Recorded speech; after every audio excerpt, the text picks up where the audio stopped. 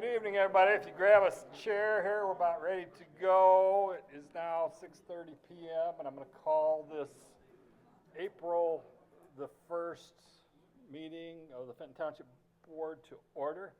Oh, by the way, it's April Fools. We're not really having a meeting tonight, so you can all go home.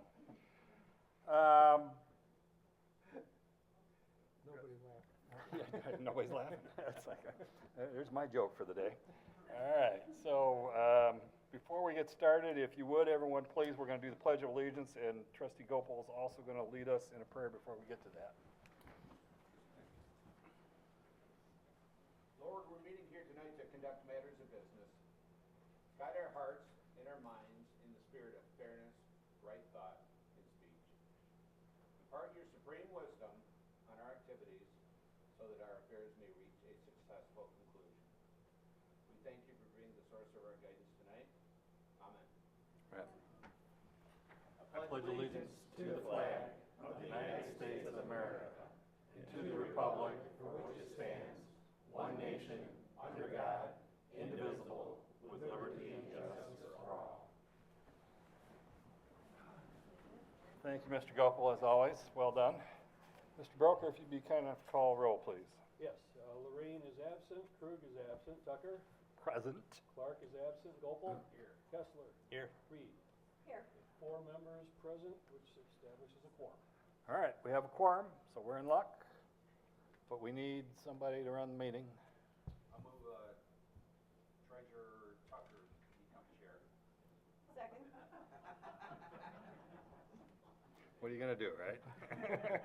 Motion is second. Any further discussion? Mr. Broker? Lorraine is absent, Reed. Yes. Clark is absent, Krug is absent, Kessler. Yes. Gopal. Yes. Tucker. Am I allowed to vote? Yes. All right. So as you can see, we are short 3 bodies tonight. Okay, so everything that is on the agenda tonight will require a vote of 3 of the 4 board members that are here to acquire approval of whatever that motion happens to be. So if there's anybody that is on the agenda that doesn't want to do it under that scenario, we can postpone the matter to another date when we have more bodies here, so that we'd be, typically there's 7 of us and you have to have 4 of the 7. So it's a little tighter than normal. I'm not trying to tell anybody, I'm not sending any messages other than to make you aware of what the operating rules are tonight. So any applicant gets to a point where they want to postpone, just tell me. You're not going to waive it by not jumping up and down right now. I just want to make everybody aware of that. All right. We also have present here, in addition to the 3 that are here, we've got Attorney Jack Belzer over here, Operations Manager Tom Broker to my right, your left. Zoning Administrator Mike Deem is over here. You got new glasses, Mike? They're old. They're old? All right. I'm wearing them. Mike's got old glasses. Julia, are you here? There she is, back row, our assessor. Melissa Lawrence is actually live and in the flesh. I saw her when I came in here. She's back there. Did I miss anybody? Good? No, I don't know if the chief was going to try and go on Zoom. He's in Mexico. Yeah, okay. So long, Chief. All right, so I already did I'm doing things out of order. I'm not paying attention to the notes here. All right, next item on the agenda is the approval of the agenda. Are there any requests to amend the agenda? Seeing none, the agenda will, we're doing a motion, right? I've forgotten I've been gone for a couple weeks now, so you guys remind me. I'll make a motion, we adopt the agenda as written. I'll second. Motion is second. Any further discussion? Mr. Broker? Krug is absent, Clark is absent, Kessler. Yes. Reed. Yes. Gopal. Yes. Tucker. Yes. Lorraine is absent, motion carries. All right, so minutes of the meeting that I wasn't here at on March 18th are in the packet. Do we have any additions, modifications, or corrections to the March 18th minutes? Seeing none, the minutes will stand as presented. Expenditures. Any questions with respect to the expenditures? I don't have any question on the expenditures, Tom, but I did notice for the first time that the new cleaning folks are getting a paycheck, and it may have happened before that. How are things going with the new cleaning? I've gotten a lot of positive feedback from the staff. It all indications are they're doing a very good job. All right, good. Any other questions with respect to any of the expenditures? If not, I'll entertain a motion regarding the payment of expenditures totaling $709,165.44. I'll move for approval. Second. Motion is second. Any further discussion? Mr. Broker? Reed, Yes. Gopel. Yes. Tucker, Yes. Kessler, Yes. Lorraine, Krug, and Clark are absent, motion carries. All right, we're on to the fun stuff now. So we are here now for a public hearing on a proposed water systems improvement special assessment district for Chateau de Lac. This is the hearing of necessity. So what we're doing tonight is a public hearing on the creation of a special assessment district to finance the cost of connecting Chateau de Lac condominium subdivision to municipal water system. The estimated cost of the project is $2,070,350 and no cents, to be spread over a period of time to be determined by the Township Board. Tom, have we received any written comments? I know I received a couple of things in the email. Yeah, there are a couple in the final version of the packet.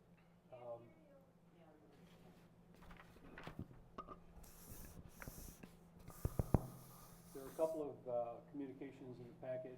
We had a written objection from Angela Flynn, and also written comments supporting from Rick Rybar. And then a late addition is some written comments from the president, and I believe he's planning to address the board during public comment. And for those of you that Tom just mentioned, those were distributed to each of the board members. Either they're in the package now or they were distributed to us by email earlier today. So we've all had an opportunity to look at those.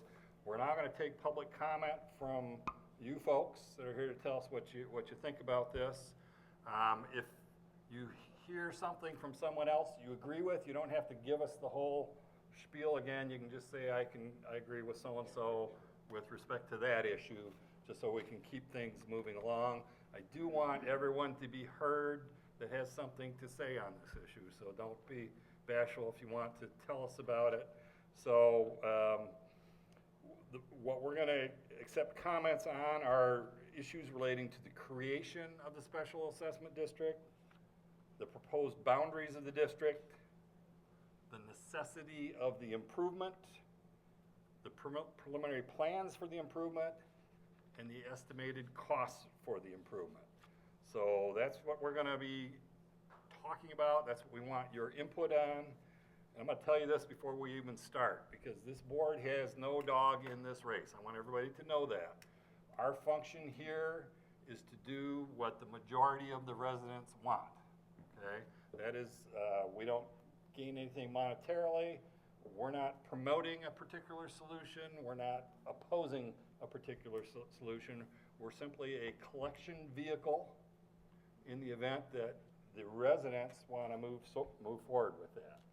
So that's why we're having this hearing. We've received petitions signed by over 50%, both in number, in land area, and in parcel numbers of the owners of Chateau de Lac requesting that this special assessment district be created.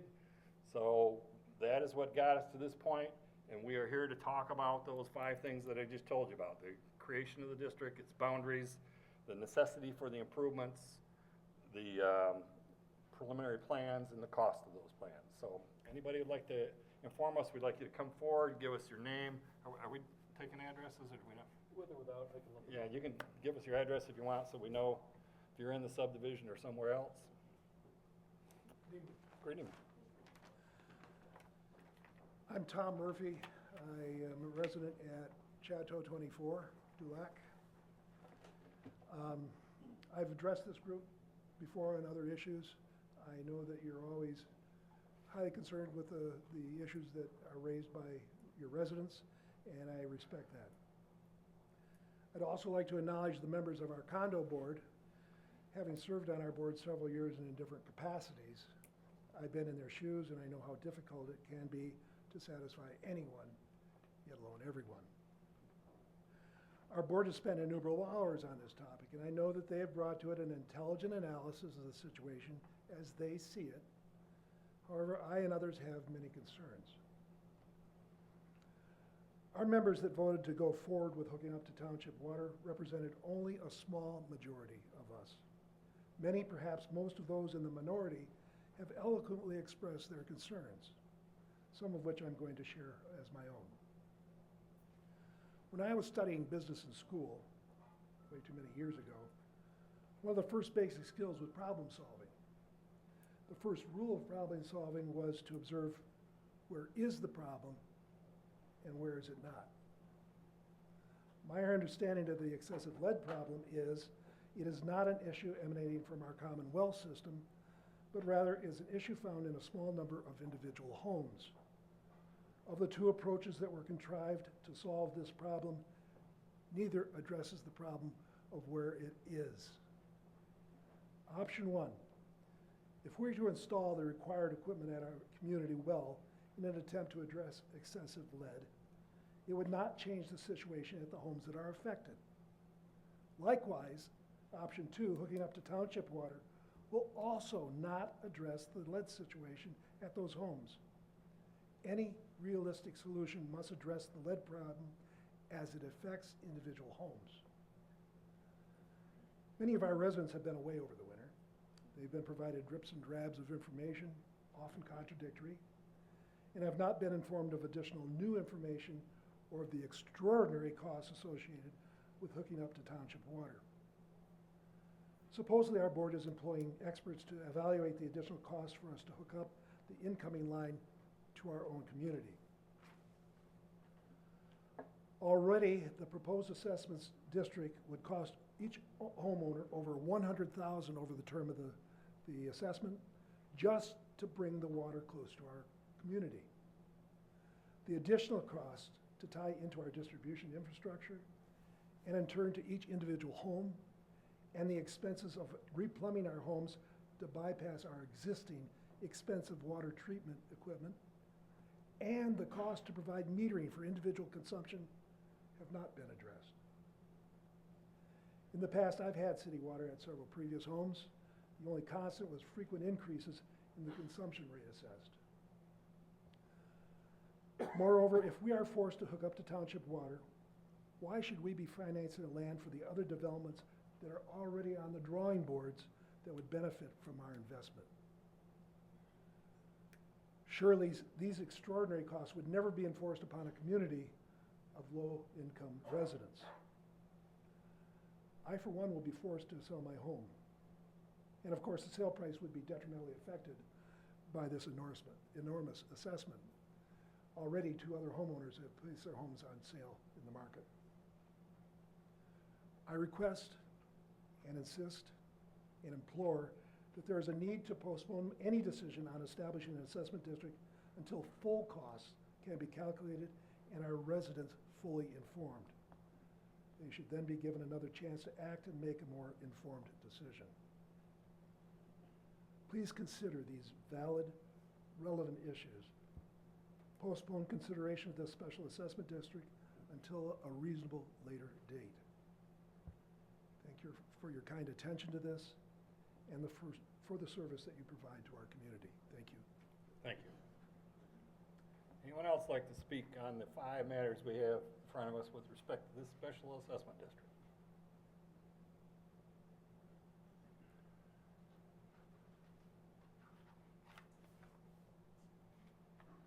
Good evening. I am Jerry Beamer. I'm the president of Chateau du Lac Board of Directors.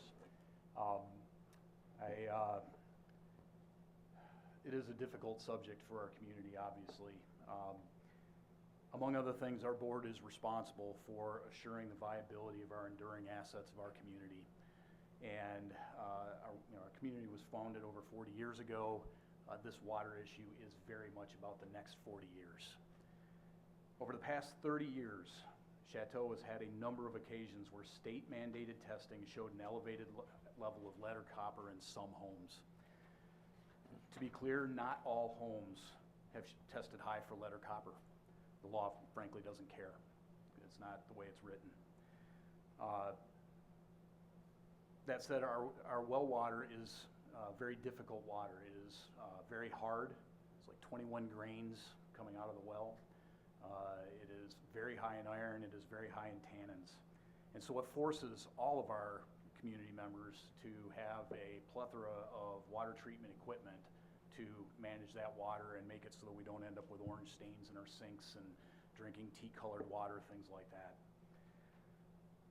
It is believed that that treatment equipment actually turns our water acidic or more acidic, and in combination with the mineral content of the water, it corrodes the plumbing fixtures, even the brass valves that sit on top of those treatment equipment, and induces metals into our water in some homes, okay? Again, it is not every home. In June of '23, we again failed to meet the requirements of the Safe Drinking Water Act, and Eagle has imposed an action level exceedance process on us, which must be resolved by March 31st of 2026. We cannot continue to operate our well system indefinitely under this ALE. We have to address this, and that is one of the points of this, the purpose of tonight. The Safe Drinking Water Act dictates that responsibility for resolving elevated lead and copper levels lies with the water supplier and not the homeowner. So when you hear about Flint and Benton Harbor and things like that, it's not about what an individual has in their home, it's about what water is supplied to that community member.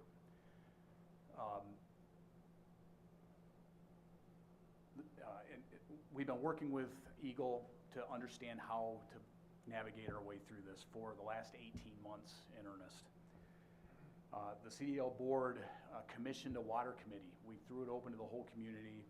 Need volunteers, we want your help to research different alternatives. We had 9 residents that volunteered to do that. And so for the course of 18 months, engaged in the process of collecting data, identifying alternatives, interviewing suppliers for potential solutions. That committee made a recommendation to our board to, as part of the corrosion control study that we owed Eagle as part of this process, made a recommendation of 2 potential solutions that were deemed viable, many others that were ruled out for various reasons. Those 2 options, one was to create a treatment system centrally of our well to send better water to our community. Part of that is coating or injecting orthophosphates to coat the inside of the plumbing to create a barrier between the water and the metals so that it doesn't leach into the water. Municipal water already has that feature in it, and so despite what my friend Tom Murphy just said, municipal water or a central treatment system that incorporates orthophosphates absolutely protects what's in the home because it creates that barrier that isolates the acidic water from metals in the plumbing. That has been proven in use in multiple communities across the country. Okay. Unfortunately, Eagle has backed us into a corner. They rejected our proposal for a centralized treatment. Our centralized treatment that we proposed was a hybrid system of, removing irons centrally, but still doing softening and tannin removal in the home. And they did not approve that. They have lots of reasons for that. Fundamentally, it boils down to they are regulating us as a water supplier. They cannot monitor home equipment. They cannot know whether a homeowner has maintained their equipment to a level to keep it functional. So they've rejected that and said that our only answer of what we proposed was municipal water. Our bylaws give clear discretion and authority to our board to determine our path forward. One of the documents I gave you is a document that's been shared with our community on the rationale in our bylaws, exactly why we have that authority. Even though we have that authority, this is such a consequential decision. We agreed this needs to be a decision of the community. And so beginning in September of last year, we communicated the very real possibility that we might consider going into municipal water as one of our options. We talked about it again in our October annual meeting. In January, we commenced a information blitz to our community, comparing and contrasting the two different options, even assuming that we could get approval on option one of treating our own well, but risks to our community to continue to operate off our wells, risks of future potential non-compliance because standards that might be getting ever more difficult to manage. We again sought input from the community about municipal water. What are your concerns? So we could go and investigate those and provide details back to the community. On February 13th, we conducted a 3-hour information session. We had Zoom available, we had people in the room. We went through for 3 hours in great detail, walking through all of these different risks and considerations that the board and the committee had identified over the previous 18 months. We presented a detailed cost model looking out over the next 50 years of what these two options would cost. It is clear that municipal water is much more expensive in the next 20 years, and after that, it is much less expensive. We presented that data. We did not present any recommendation. We simply provided the data. Our goal was to give the individuals an opportunity to make their own decision, draw their own conclusions, and decide what they wanted to do. 23 homeowners elected to sign a petition supporting connection to municipal water, while 7 homeowners have expressed clear objection. The remaining 12 have been silent, largely. This communication has happened through email, lots of emails going back and forth. There's been 7 people that are very active in opposition to it. The remaining 12 have not said anything.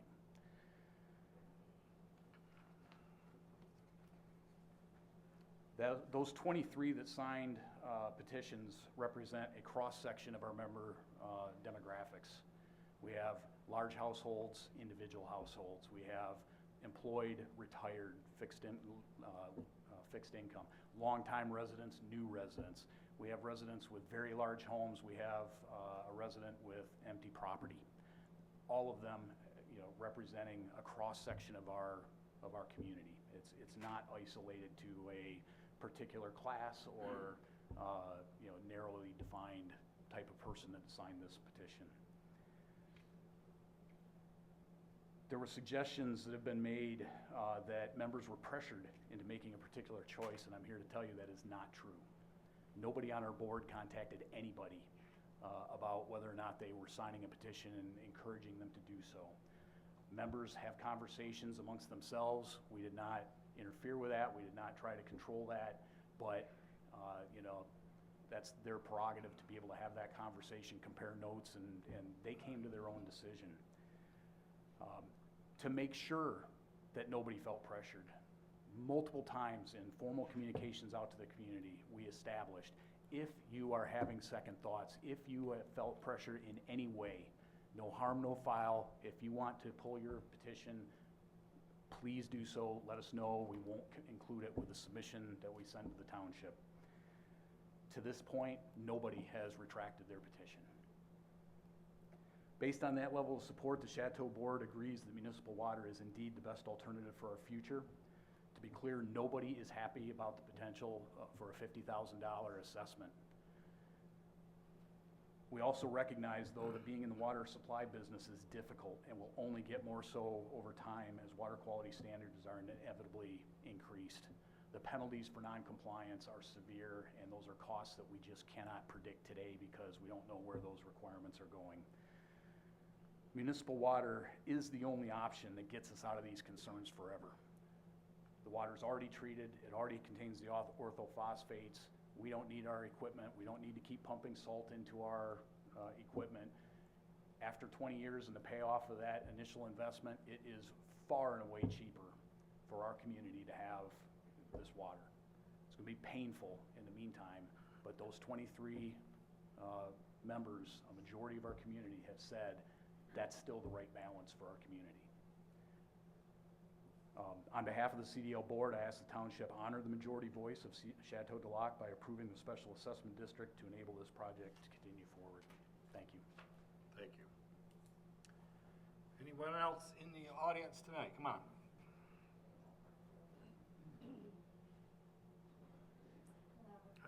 My name is Angela Flynn, and I'm at 72 Chateau de Lac, and I'm grateful that Bob, I did send a letter of concern and opposition to Bob Krug, which explains a little bit of the background of this and how our water testing procedures have not followed the Eagle protocol. And that was distributed to us.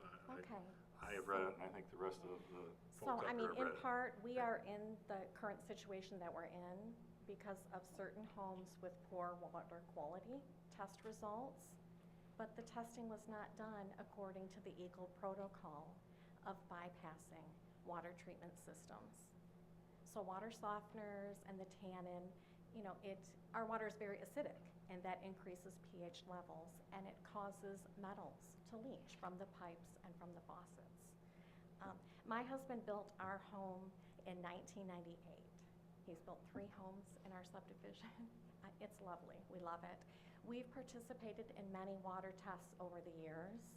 We have never been red flagged for high metals or toxins in our water. Last year, we did have traces of copper in our water. We installed a calcite system, which eliminated that. So, to my knowledge, calcite systems is a way to treat. It coats the pipes and it eliminates the lead and the metals from coming through. And that's been proven in 5 homes in our neighborhood who have installed calcite systems. So if the homes in our neighborhood, if everyone would be installing and properly maintaining water treatment systems, we wouldn't be in this situation. Our well water is good, so I don't know why this is considered urgent or a necessity. Our community's water is safe coming from the well. It is acidic, yes. How would you feel, you know, personally, if this was your personal home, you had crystal clear, good quality water, and you were being forced with this assessment put on your home personally? The municipal water system being proposed at this time is a horrendous cost for 39 homes in our small community and 3 lot owners. It places an unreasonable financial burden on CDL homeowners. I mean, some homeowners, as Mr. Murphy had mentioned, they've already put their homes up for sale since this came about, since it was announced, and more will follow because not everyone can afford it.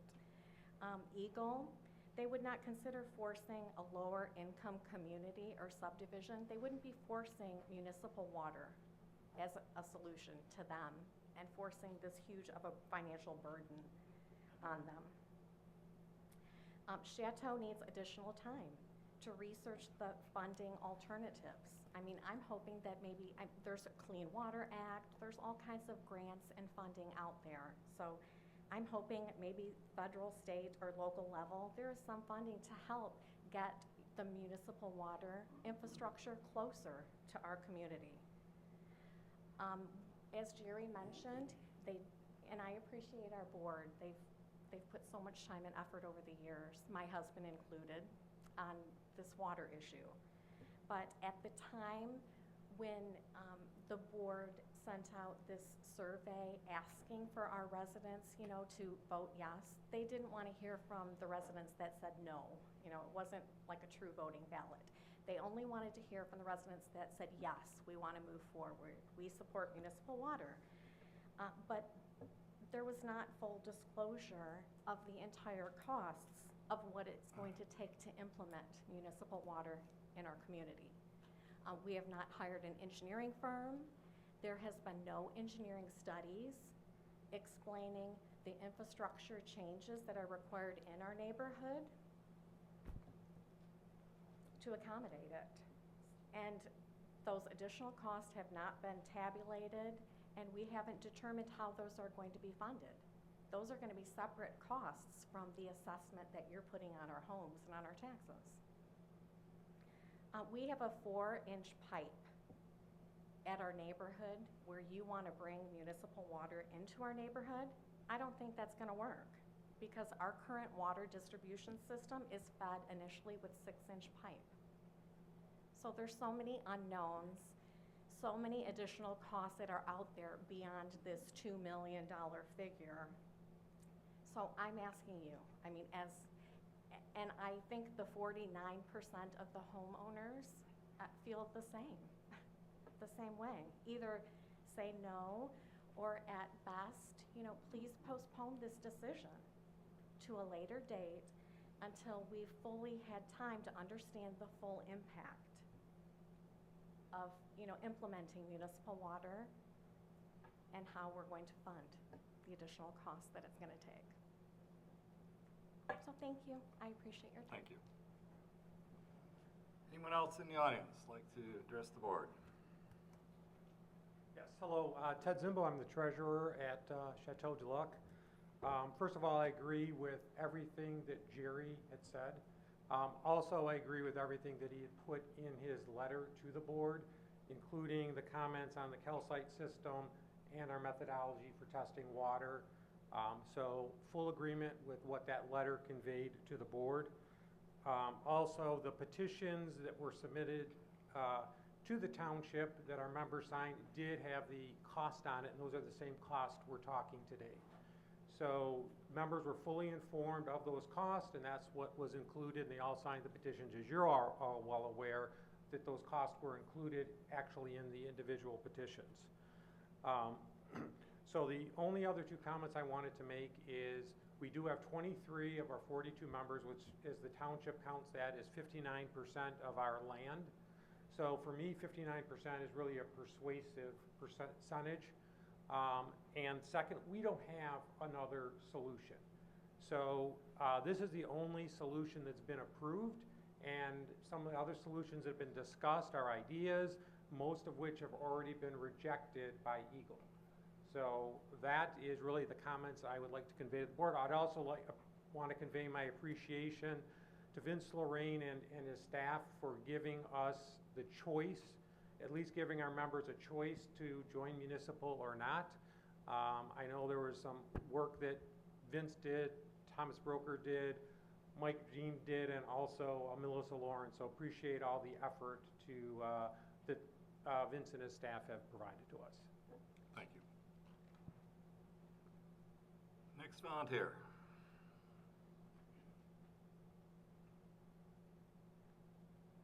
Good evening. My name is Jack Townsend. My wife and I have lived at 14 Chateau du Lac for the last 26 years.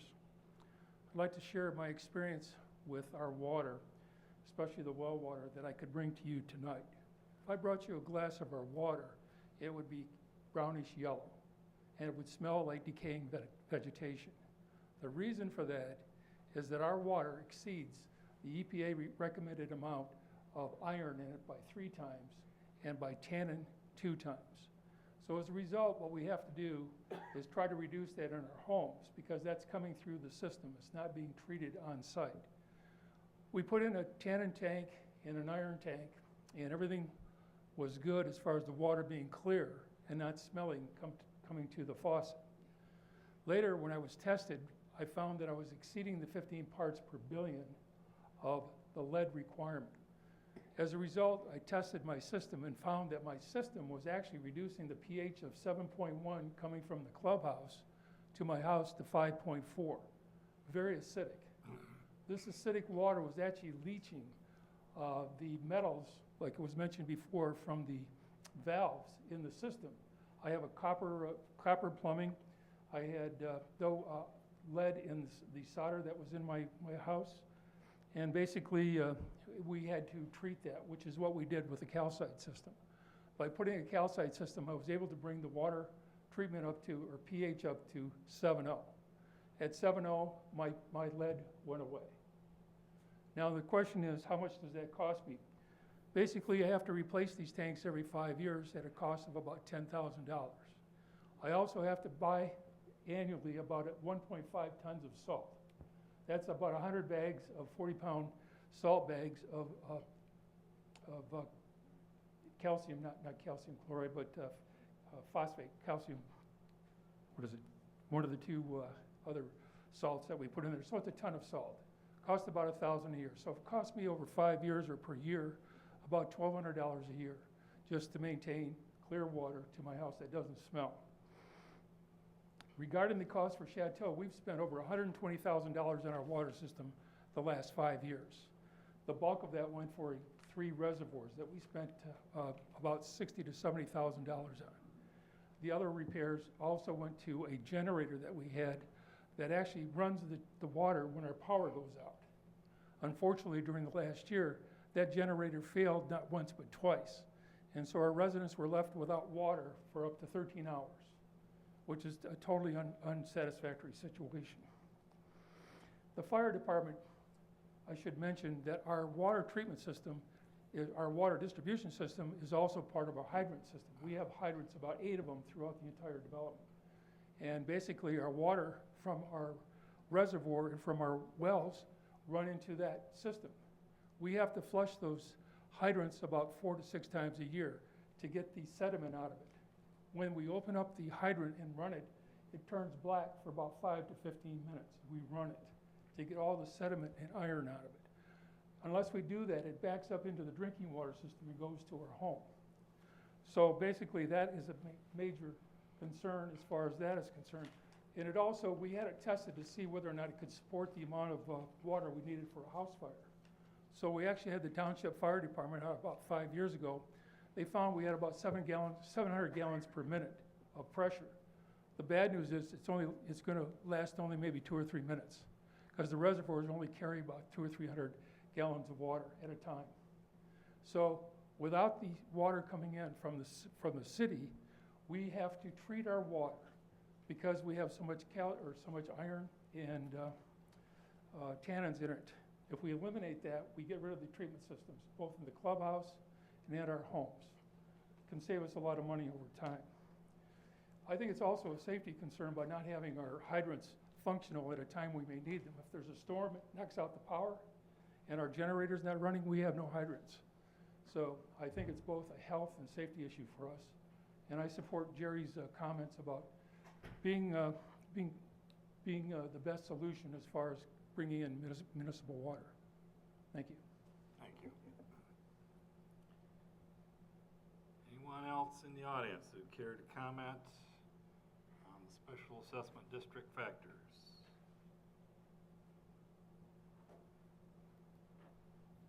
All right, last call for in-house. Anyone on Zoom that would like to address the board with respect to the 5 factors relating to the creation of the special assessment district for municipal water to Chateau de Lac? You are all muted. If you would like to speak, you're going to have to unmute, and we'll try not to have people talking over each other, but you'll have to say something so we can see you. We've got a number of people on the screen, so I apologize, I will not be able to identify you by name. So anyone on Zoom that would like to speak, please unmute and start talking.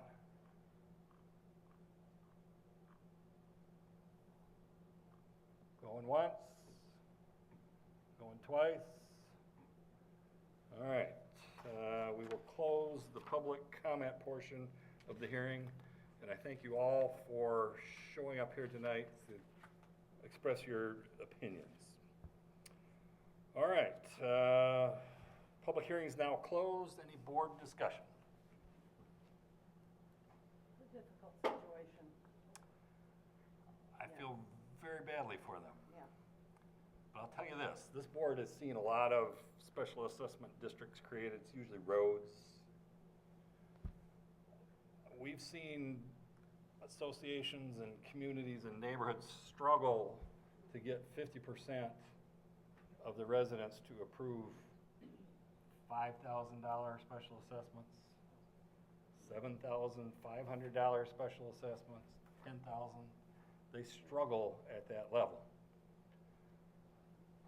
To me, when I see 55% of the parcels and 60% of the area voluntarily and begrudgingly agree to pay $50,000, to me, that tells me that group of people has been persuaded that there isn't another option. Because at that number, I don't know about you, I would never sign a petition at that number unless I was truly convinced that there wasn't another alternative.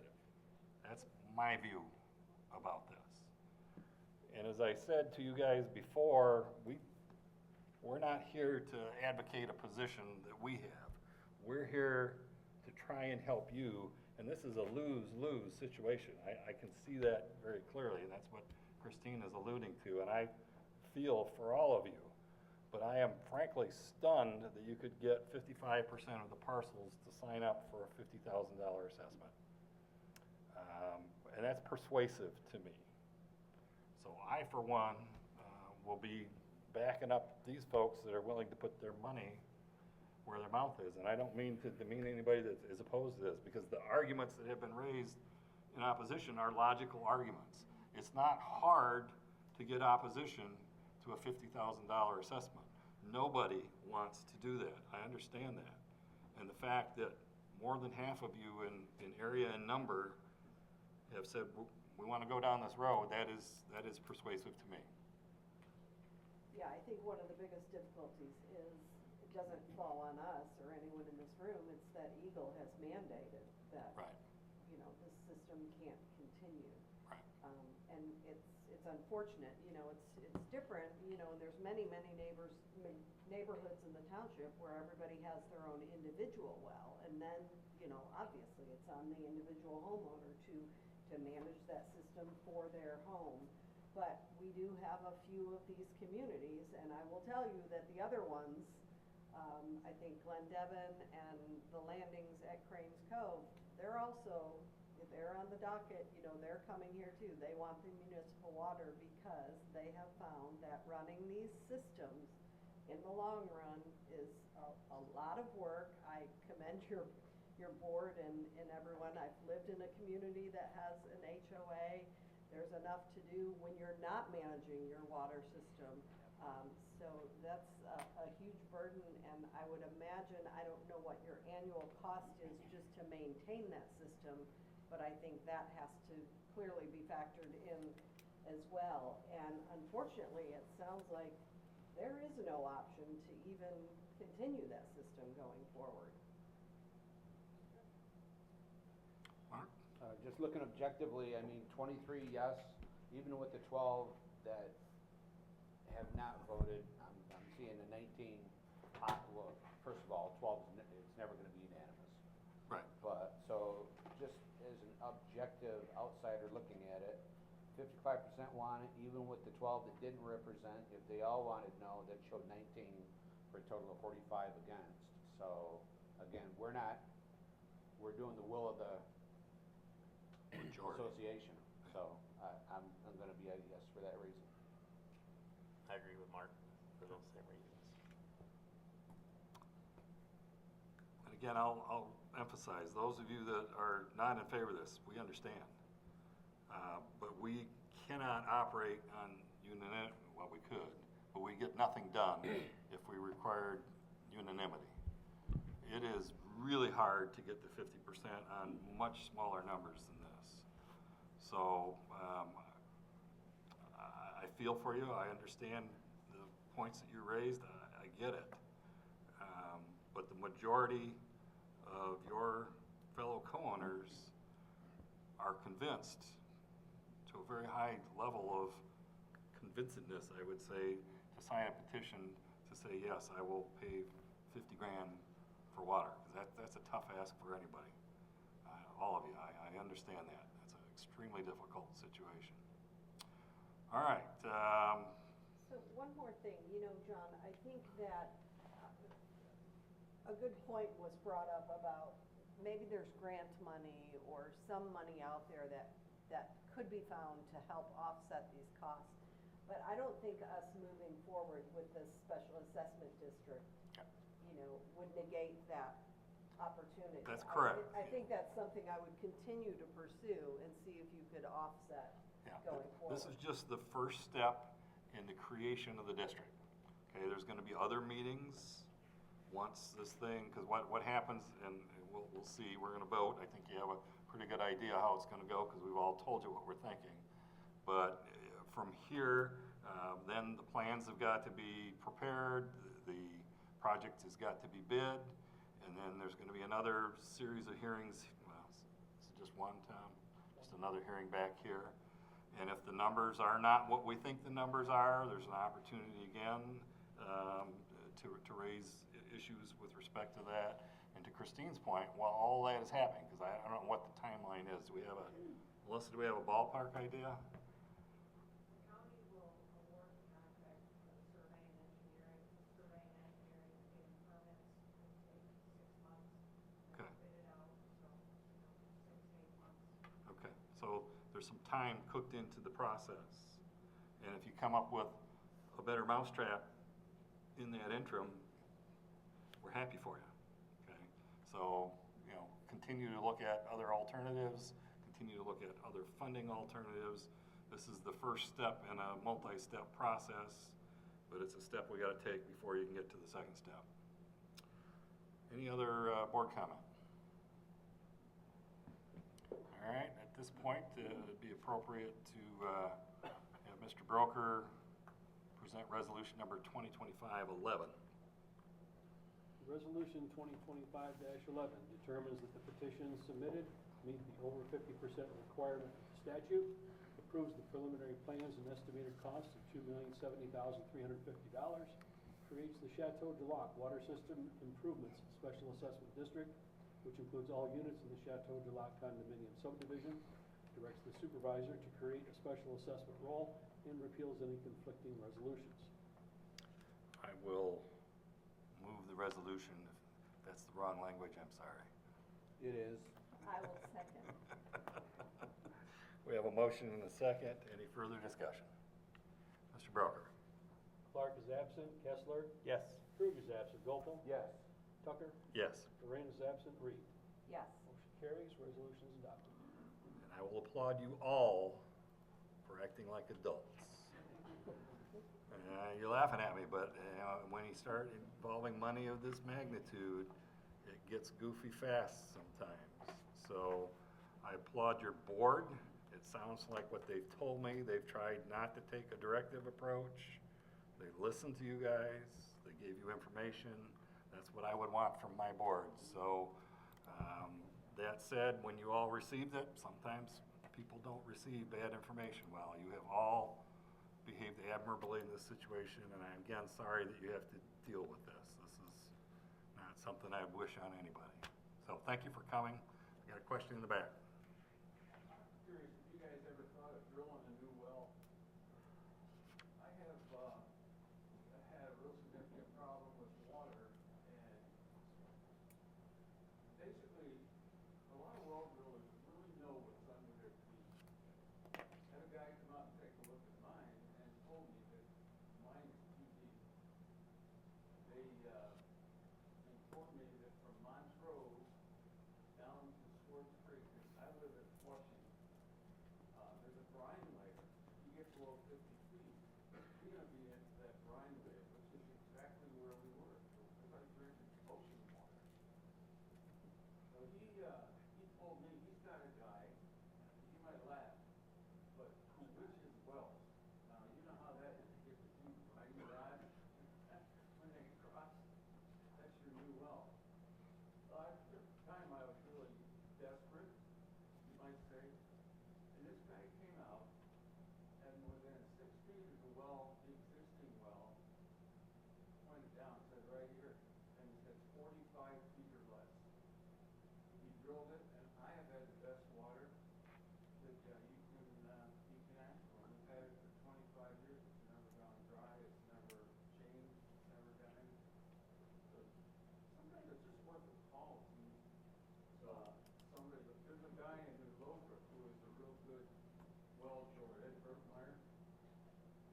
Yeah, so in the last 18 months, we explored all of that. We had well drillers come in, we looked at it, we're at 125 foot deep. Other wells in the area are 400 foot deep and don't have the iron that we have, but they have arsenic. And then all of a sudden that turns into a $500,000 treatment plant to try to get arsenic out. So we have exhausted all of those.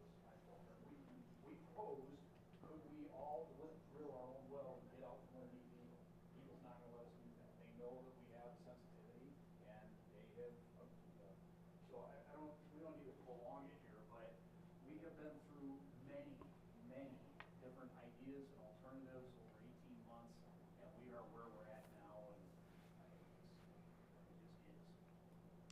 thank you for the comment. I'm glad that it's already been explored. Again, I thank you all for coming. Please feel free to leave. We have more fun and exciting things on the agenda if you want to hang around. But I understand it. If you all want to get home and carry on with your life, I had no problem with that at all.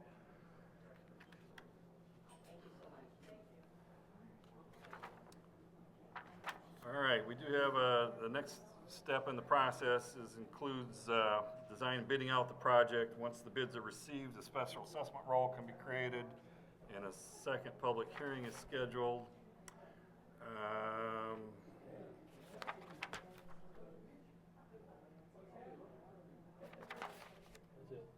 That's it? All right. So, Tom, we got any comments on that one? Sorry? I'm getting repetitive language about, it's like a second resolution here? Are you on page 3 now? I'm on page 3 now. The top, we're on landings at Cranes Cove. Oh.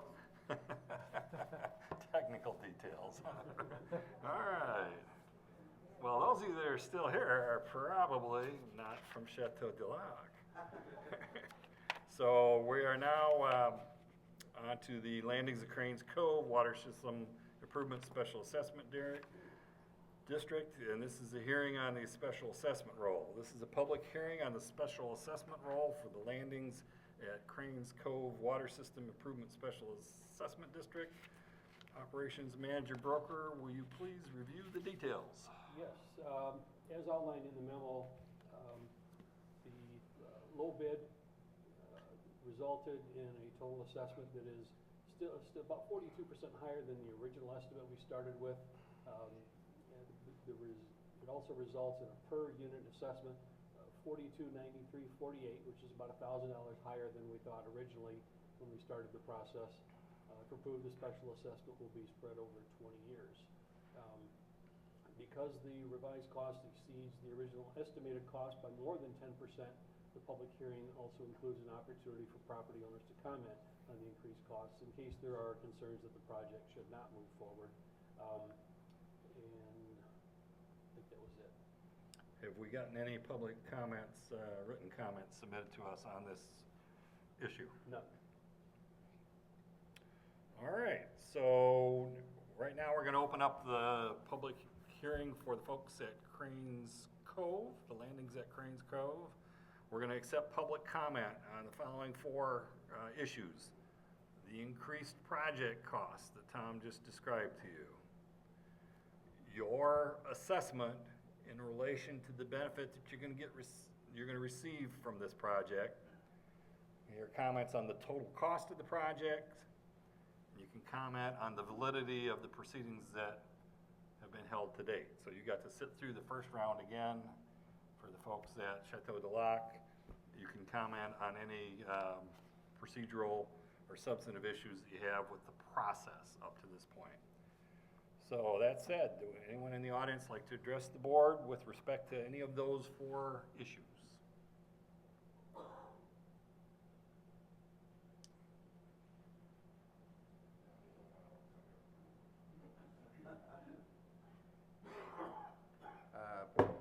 My name's Vic Strauss. My wife and I live in the community. And first off, I'm in agreement. We need the municipal water. I have that.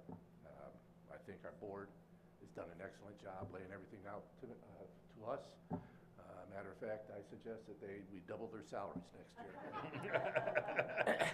I could fund that.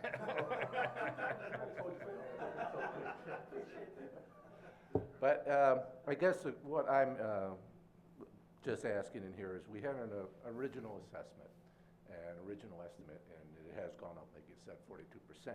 And I know the board has acted and found more bids, which has helped us out. I guess the question I would have is, once this is done, and you find out what the total cost is through everybody that's going to be hooked up, not just to our community, but everybody else, and if it's over, that more money has been put in than what is estimated, are there rebates that might come through it?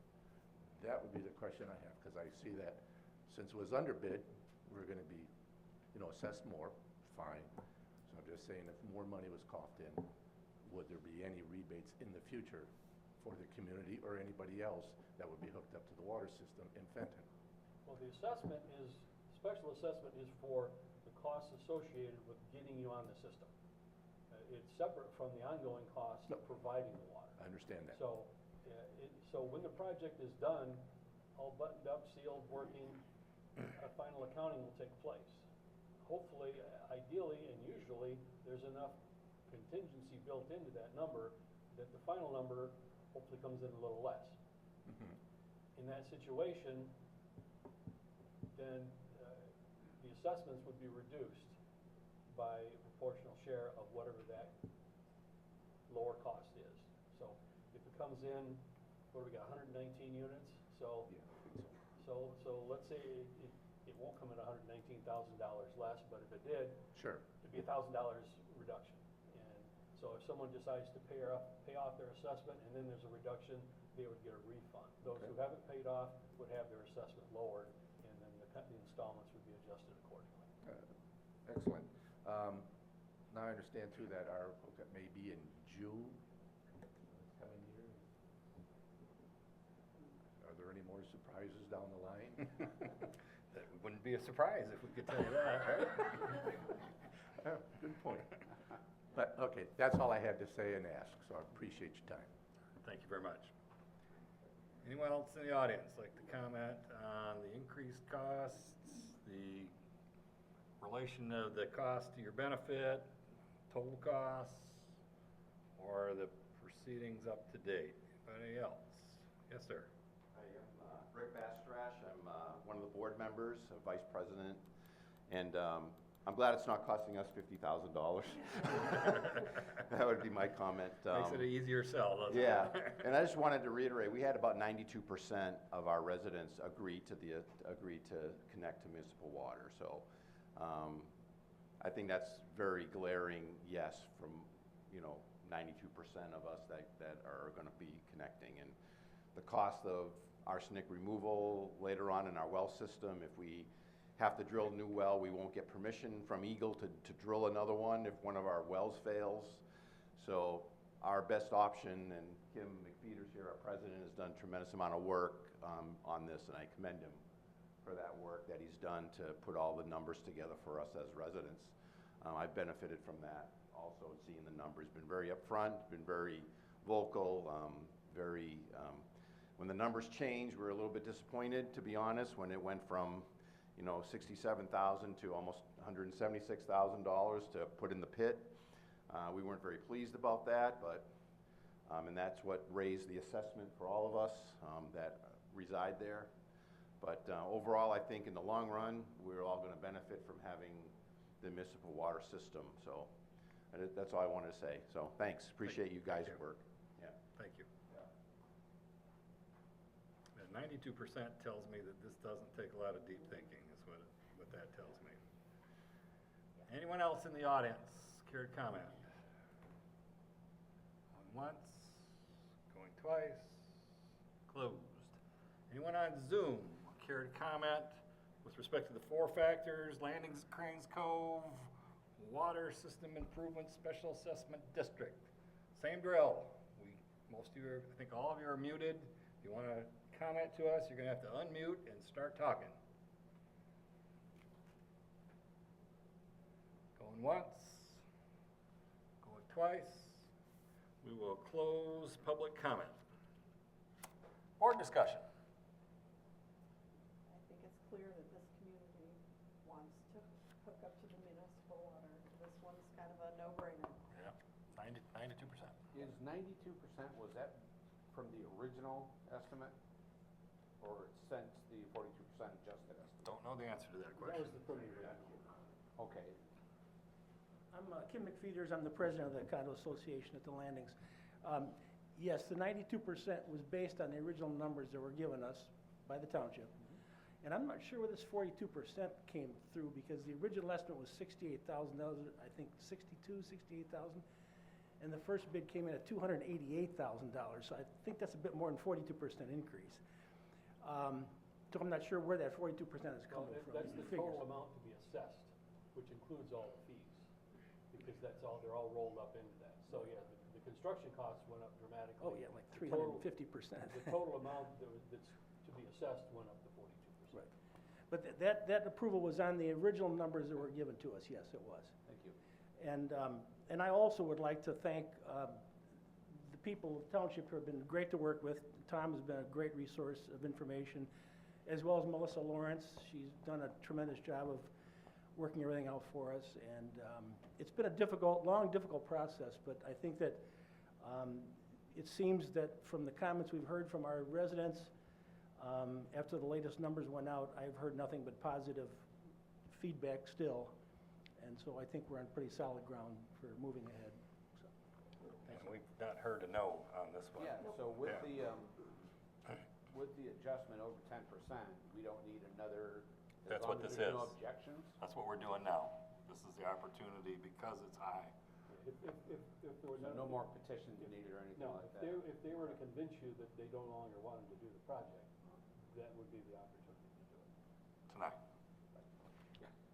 It's a really good sell going after Chateau. Yeah.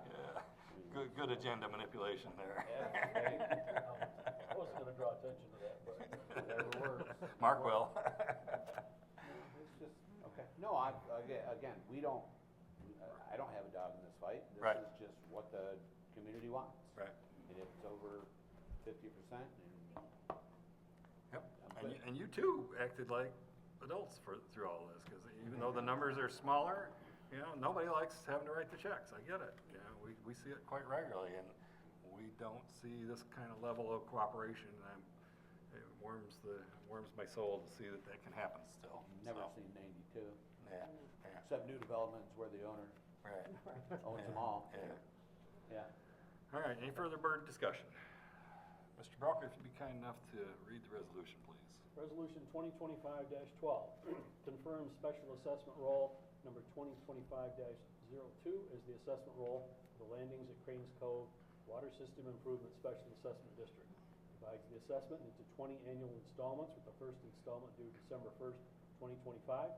Sets the interest rate at 1% above the average interest rate on the bonds sold to finance the project. Provides an early payoff option and assesses a 1% per month penalty on late installments. Directs the clerk to deliver the special assessment roll with warrant attached to the treasurer. Directs the treasurer to collect the special assessments and repeals any conflicting resolutions. All right, I will entertain a motion regarding the adoption of resolution number 2025-12, and which, it's 02, right? This has got a typo. 02 is the roll number. Oh, all right, I got you, all right. Resolution 2025-12 as presented. I'll make a motion to support the resolution. Second. Motion and second, any further discussion? Mr. Broker? Gopel, Yes. Tucker, Yes. Lorraine, and Clark and Krug are absent. Reed, Yes. Kessler. Yes. Carries, resolution's adopted. Congratulations, June is gonna get here pretty fast, so be happy for you. I know about arsenic, and I know about arsenic removal costs, and a lot of people got dealt bad hands by not having municipal water when these developments came in, so we're thankfully got some options now. So, thank you again all for your time. We will not be offended if you get up and leave us.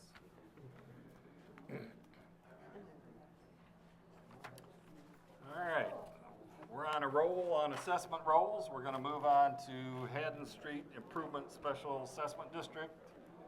Hearing on the special assessment roll. We're gonna give them a minute just to clear here.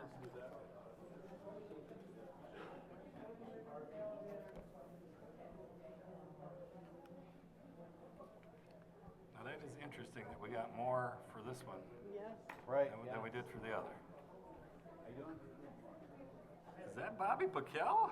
That's the Is old that the boss right man? there, Mr. Piquel, nice to see you, Sheriff. Haven't run into him since shopping for tennis shoes up in Bertrand about 10 years ago.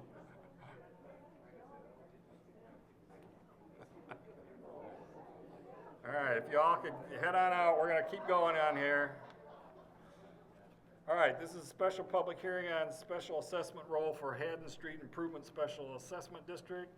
Mr. Broker, if you'd be kind enough to review the details for us.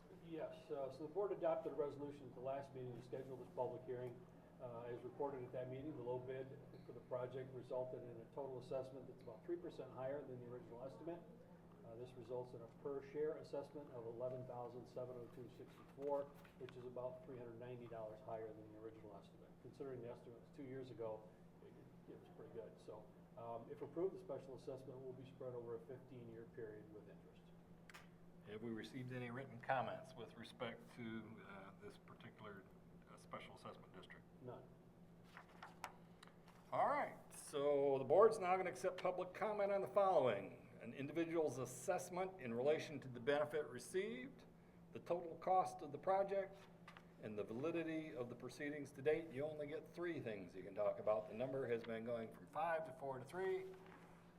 Anyone in the audience care to address? Yes, sir.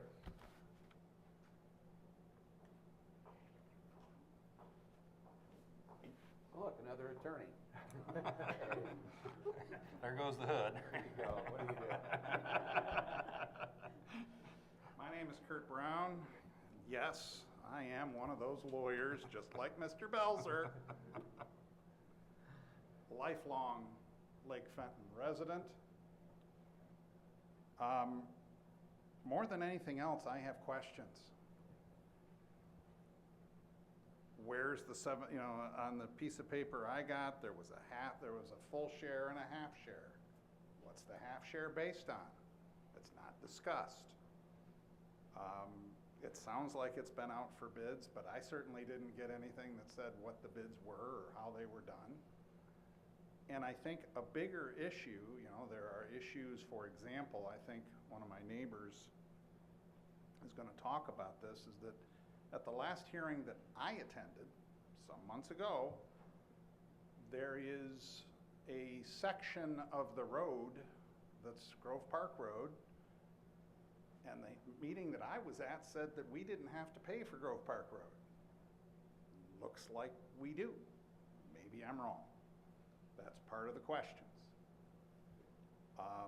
There are rumors that for those parcels, not mine, but for those parcels that abut both Haddon Street and Enid, that have already paid for Enid repairs. Are they going to pay again? I've been told yes, I've been told no. What is the project? Is it just repairing the middle of the road? Is it the whole thing from scratch? We weren't told.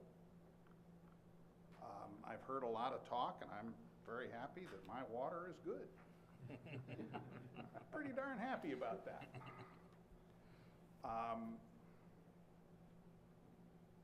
If I sell my house 3 years from now, do I still have to pay that assessment? I don't know. I'm not a township specialist. That's for smart people like Mr. Belzer. Give him $20, Jack. Yeah, I already did. Did you? Okay. That's why he gave me a compliment. That's fair. My concern is the unanswered questions. And I think the biggest personal one that I have in not understanding where these numbers came from is that there are many parcels on Haddon Street. I happen to own the parcel across the street from my home, but there are lots of them that are township parkland. And it's my understanding the township is not billing those people that don't own across the street, even though many of them have finished the, put in driveways and fences and barns, but it's township park. That's why I have all this gray hair, is I know where those are on Haddon Street.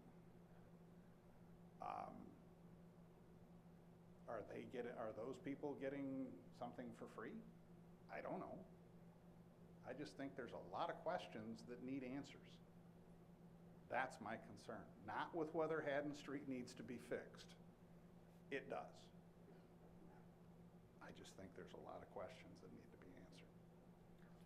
Well, to answer some of them, the project is basically a reconstruction of the street with drainage.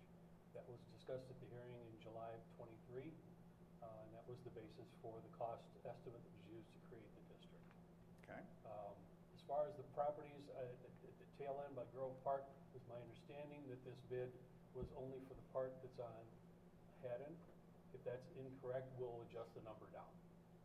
I mean, that was at the meeting I was at, so I'm Yeah. glad to hear that from you. Yeah, so that if this is for both, then we'll adjust it. That's not a problem. But once it's all done, the final cost will be the final cost, and we'll adjust it to the actual.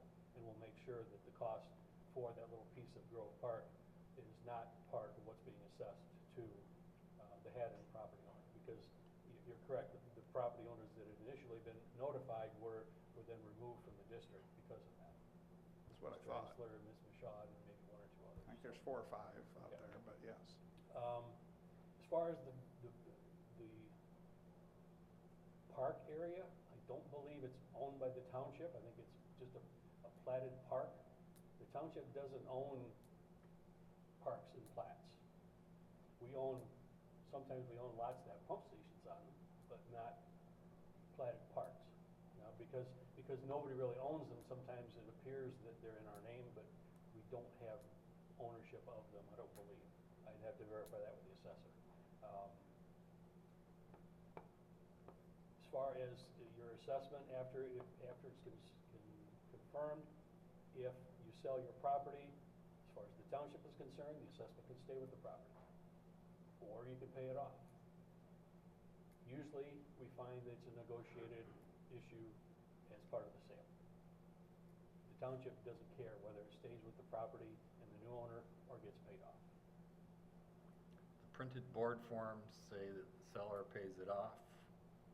It is clearly a negotiated item, so if you don't like that, that's part of what it is. So you'll change the language to say the current installments of the special assessment are paid by the seller, but it is, as Tom pointed out, a negotiated item.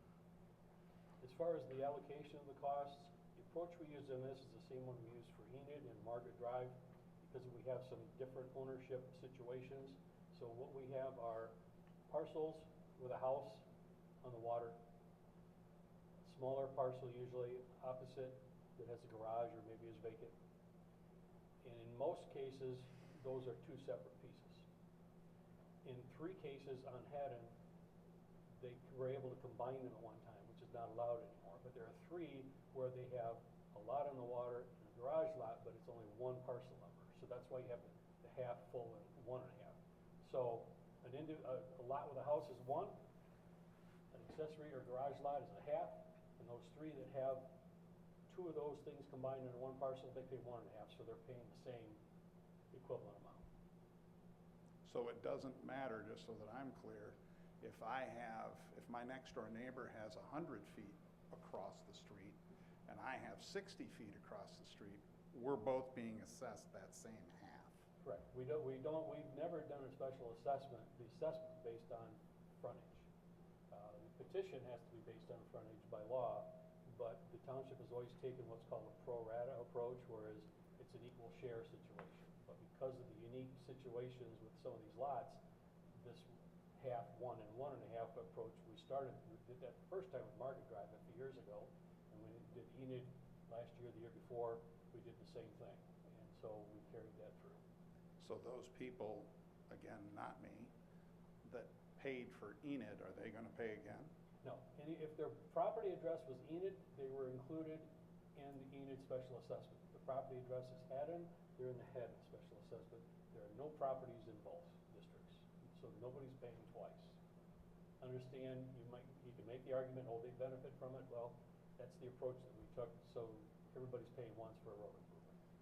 Okay, so again, as it relates, because I can date myself with my gray hair, though I don't care whether it's a park, a township park, or what you call it, the people that have that land across the street are not being assessed that half. If they don't own it, we have no way to assess them, because it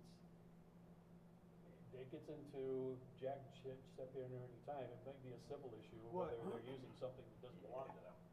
It's probably owned by somebody somehow, but Typically in a plat. yeah. When there is a park in a plat, it is not dedicated to the municipality. It says this is a park for the common use of all the co-owners of the plat. So those people that finish it and Yeah, put they're just- driveways, Yeah, They're getting away. fences. Yeah, they're just doing it. They have no right to do it, but there's nobody to stop them from doing it either. I mean, other than if the homeowners association or everybody in the plat got together and wanted to do something with that park, you could do that, but as it stands now, whoever developed that plat, it's just there. That plat was there A 100 long years time ago. ago. So even if it's a finished parcel by somebody, anybody that is named on the plat can enjoy that property as much as the person that finished it. Yes. Yeah. I mean, Park your there's car in the abandoned garage. roads But I there. mean, if there's a garage there, hey, I'll park my car here. Happy day. You know? There's abandoned roads along there. Okay, we got the pro coming up behind you. She can answer it.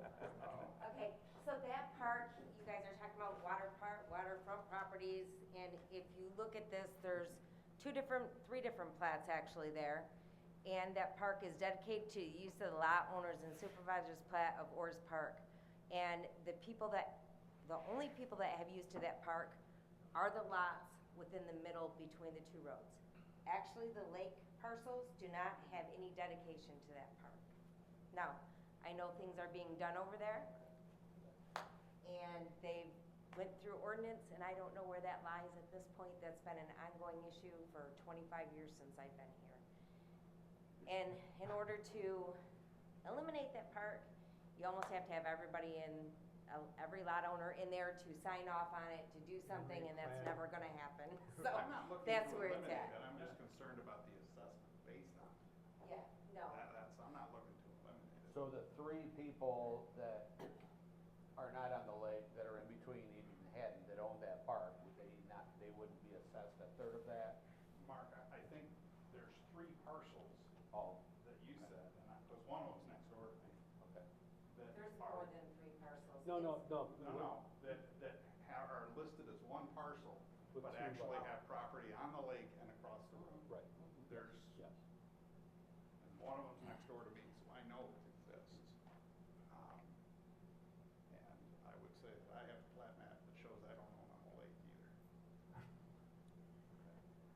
Because my grandparents bought it in '34. and A so- lot of the older plats don't include the clause that says extends to the water's edge. Most of the newer ones do, but the old ones do. Thank you. Those are my questions. Thank you. Thanks, Kurt. Anyone else in the audience care to comment on the 3 factors with respect to this special assessment district?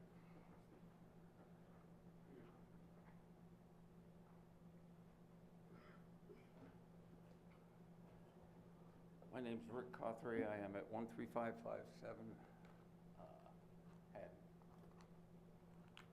Or 13357, excuse me. Actually, Val, these are just some points I'd like to make so that everybody's reading the same thing.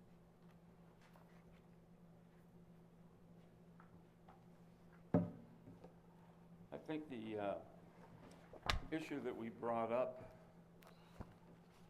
I think regarding the 200 feet of Grove Park, it was in the paper, and if you look on the second page, I think, of that, it's an article written by, or actually it's on the public notice, it's saying that the 200 feet of Grove Park will be in the total number of 579,000.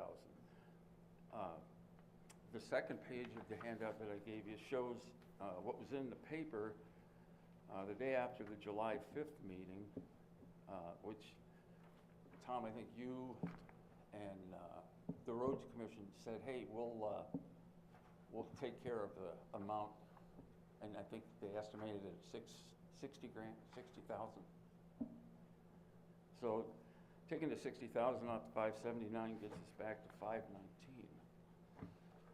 Even at that number, I guess the assessment here, I guess I'm kind of curious on, we took off on the, we had originally 2 things to pick from, 2 ways to fix the road. One was a full rebuild, and the other was just grinding and resurfacing. Our friends on Enid did the grinding resurfacing, I looked at it, it's 2 years old, and it looks okay. It's starting to show cracks and things like that, but I think that's to be expected. I'm kind of down on the, why are we gonna rebuild the road? Our road has some very special characteristics that Enid does not have. And that is, Enid drains to the shoulder. There aren't any catch basins, there's no underground for storm. Ours has underground for storm, and to catch that, you'd either have to put curbing along both sides to catch it, or what they did is they sloped the road, to the middle and put catch basins in the center. Now, if there's ever a bad way to do something, that's it. Essentially, water's gonna lay in that groove unless that thing is perfectly sloped, and that water's gonna freeze, and it's eventually, in a very short period of time, start to lift the asphalt. So I don't see any winning strategy on that. Why would we waste the money on doing a total tear up and rebuild of the road? Why don't we just scarify it or take off the top 2 inches, 2.5 inches, and lay down a layer of asphalt? And in that, we could probably put some geofabric in the middle to minimize the amount of separation. They're very good in tensile strength. And we could do that for about $150,000 less than what's on here.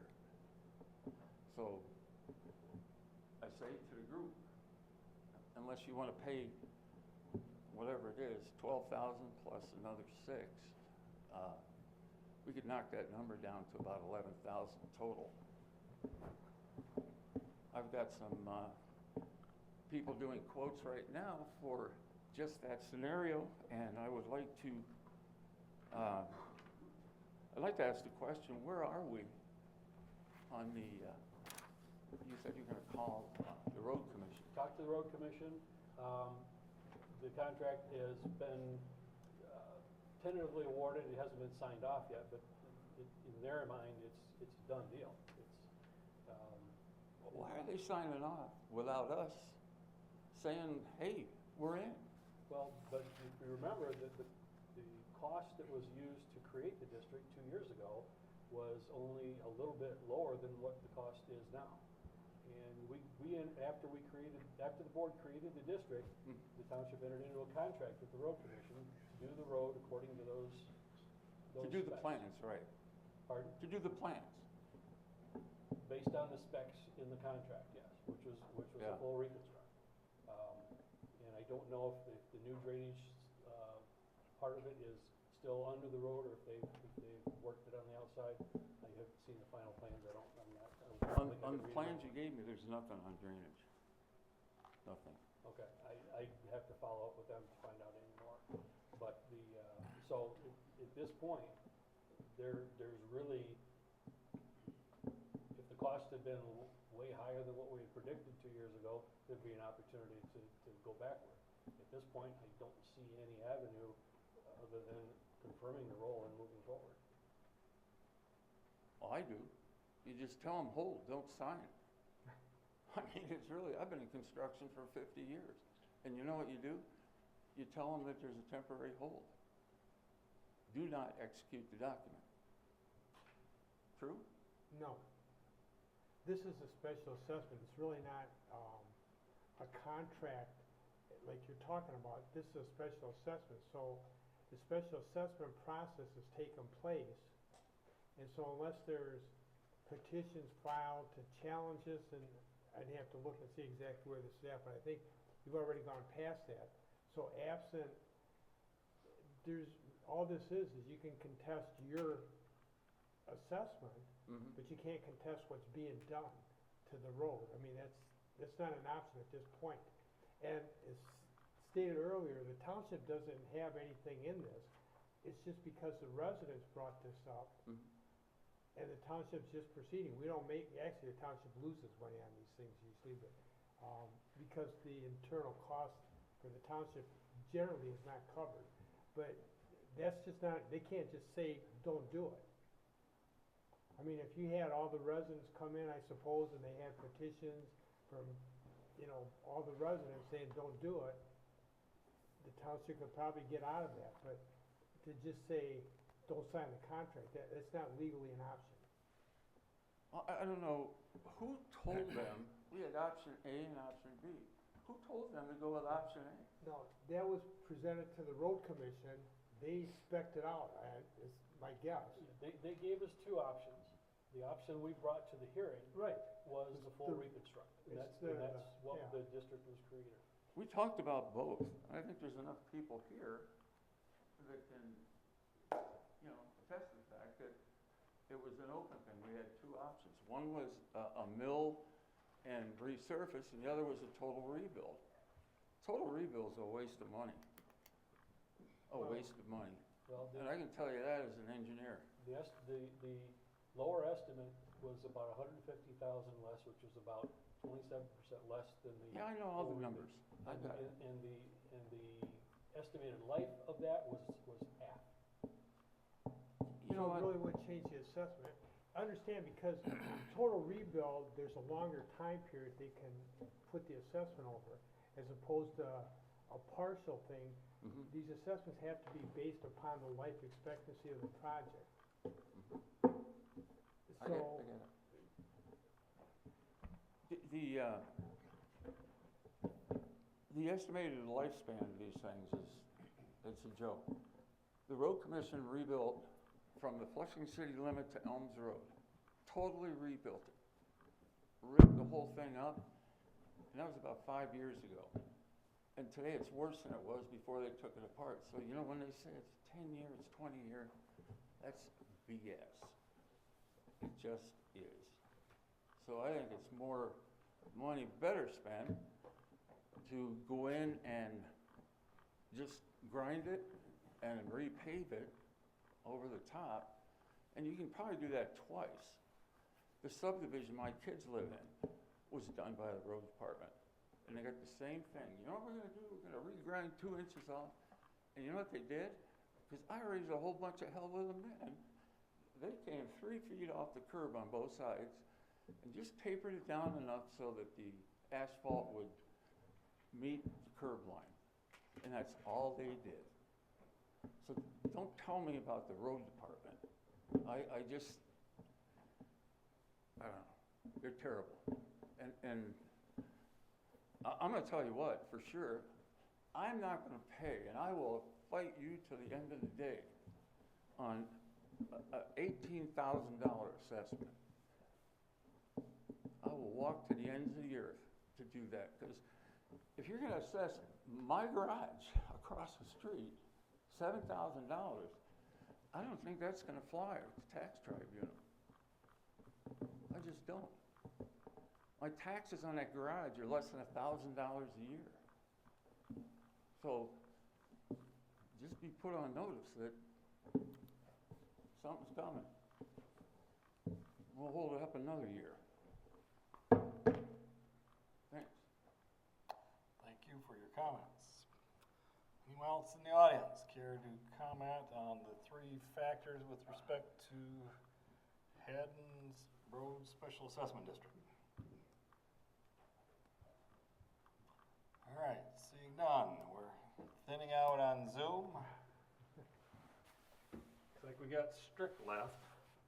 Strick, if you got something to say on this one, you're gonna have to unmute and speak forth. Oh, now somebody else showed up. Lachelle, if you got anything to say, either one of you. Hey, thank you guys. This is Strick. I really don't, because I don't think we have any of the road experts there and in the details behind what the reconstruction would be. But I'll ask the question real quick, and then you can tell me if this is the right time. I'm in a part of the road that has one of the biggest problems from a flooding standpoint. So really, my question is this rebuild going to fix that? And I don't know if there's anybody with the details behind that could answer that today. Well, the road commission would, because they're redesigning the entire road, then drainage is automatically part of of the design. So I would expect that any drainage problems that exist today, hopefully would be alleviated once the project is done. I would eliminate the word hopefully, because if it isn't, then somebody has done something wrong. Then we'd have to go back and fix it, yeah. Yeah, I guess that's all I would like to hear, is that, you know, it's been in the consideration, and that there's, you know, some form of, you know, guarantee that that's gonna happen. And was working on that flood, issue for the last 20 years, actually, with both, you know, the Genesee County Road Commission and the board here.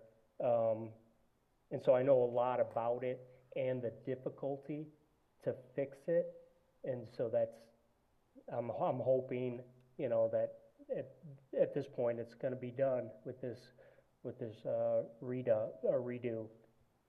But, yeah, I'd like to know more about that. I would hold my breath. There's nothing on the drawing. All right, thank you, Strick, for your comments. Anybody else? Well, we lost our other takers, so we will close the public comment portion of the hearing. Board discussion. Tom, will you remind me what the numbers were for the approval on this back in the day? I've slept a couple times since then. Don't know if I have that right Okay, all right. handy. More than 50%? Well, it had to be, Yeah.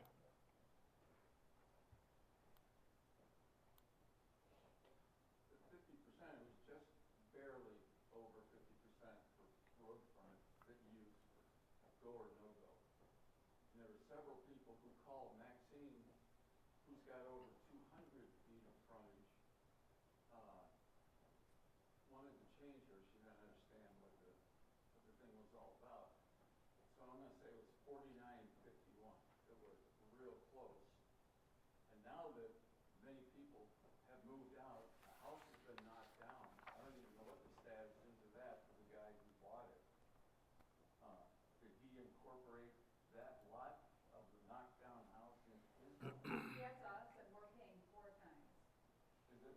Yeah, we're paying 4, Okay, 2.5, or 1.5 and 1.5, so we have 4 assessments. okay. So with that, how about the new people that have built there? One's finishing up today, it looked like, and another one's right down at the very end. He'd have knocked down one and just building another from that. You know, Are we in board discussion? Yeah. I thought public comment was closed. It is, you are correct. Okay, thank you. So any further board discussion?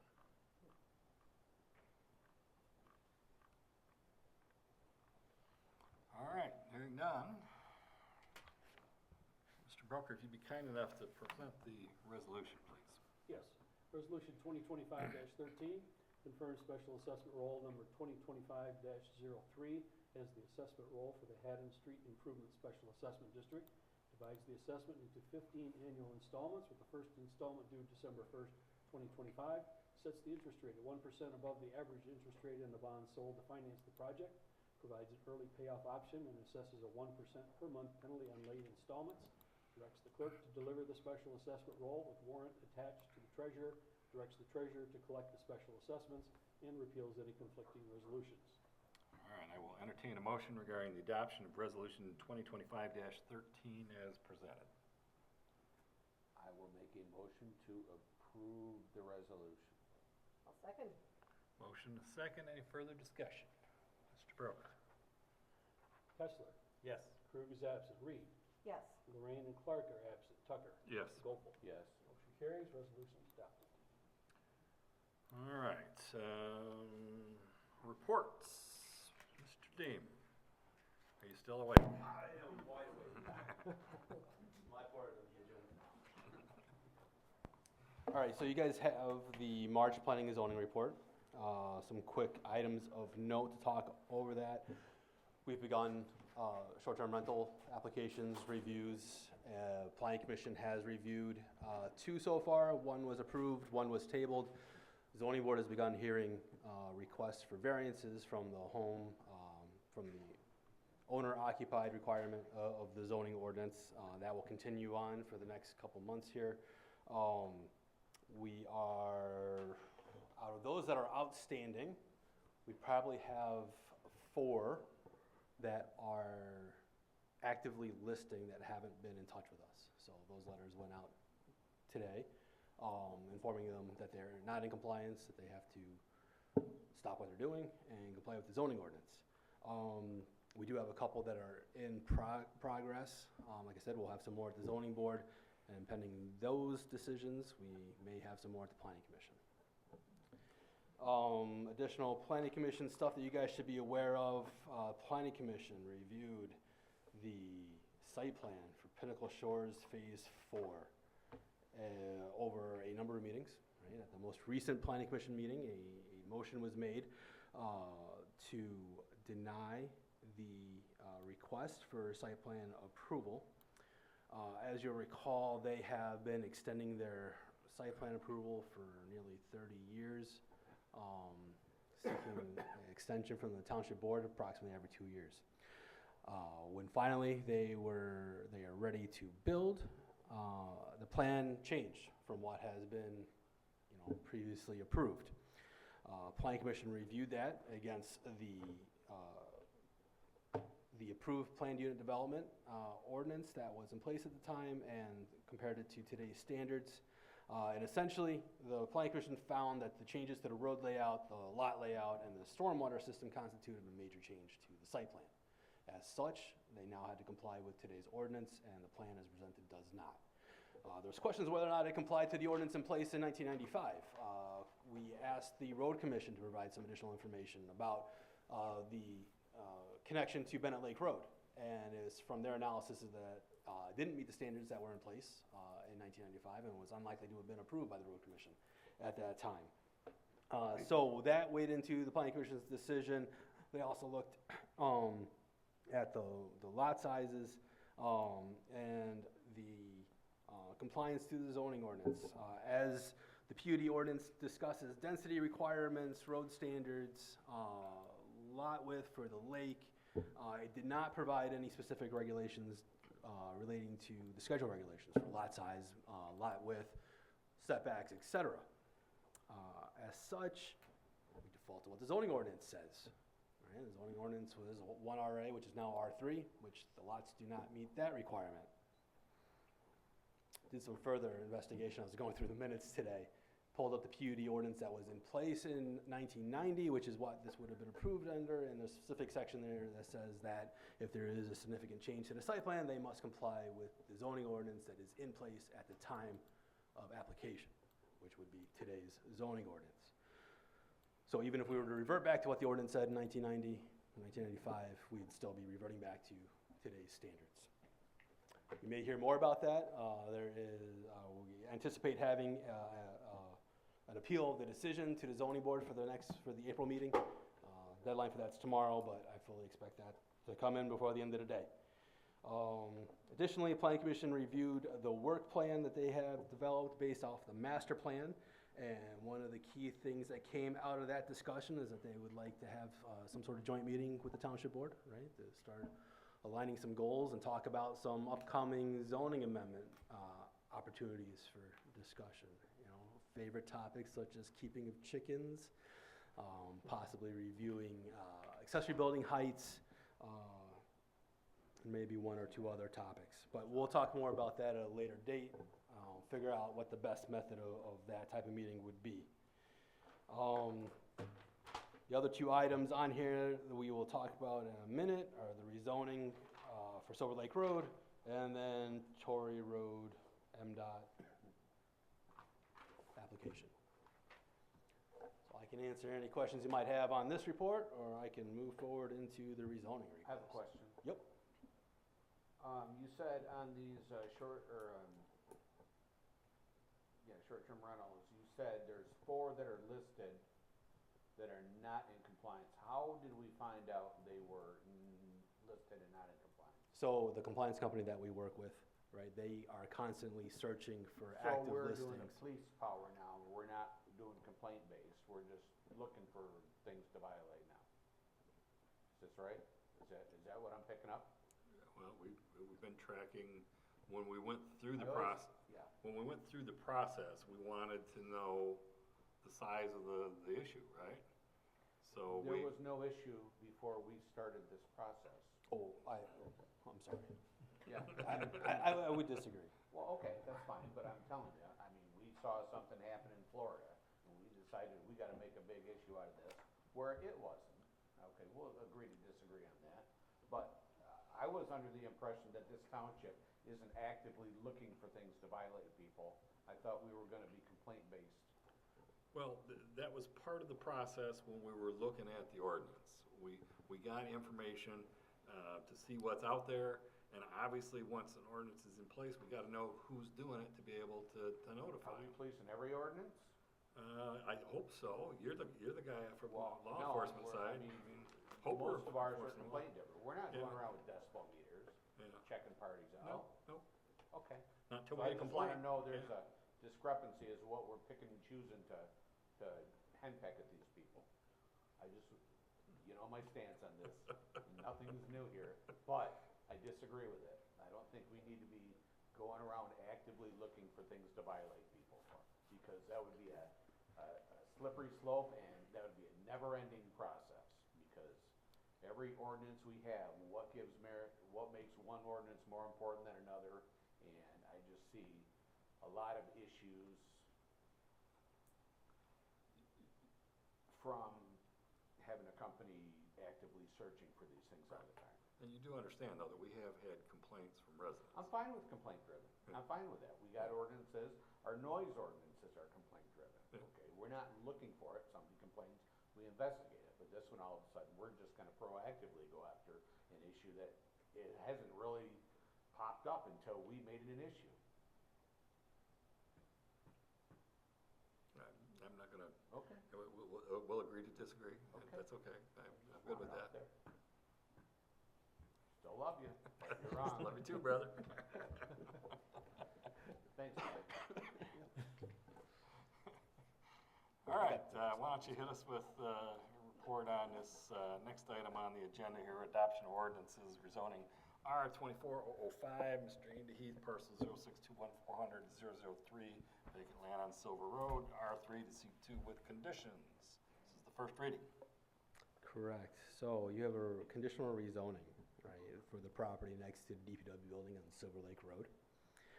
Planning Commission reviewed this over a number of meetings, and there's been a lot of changes from the original application to the final submittal to the information that you guys have in front of you.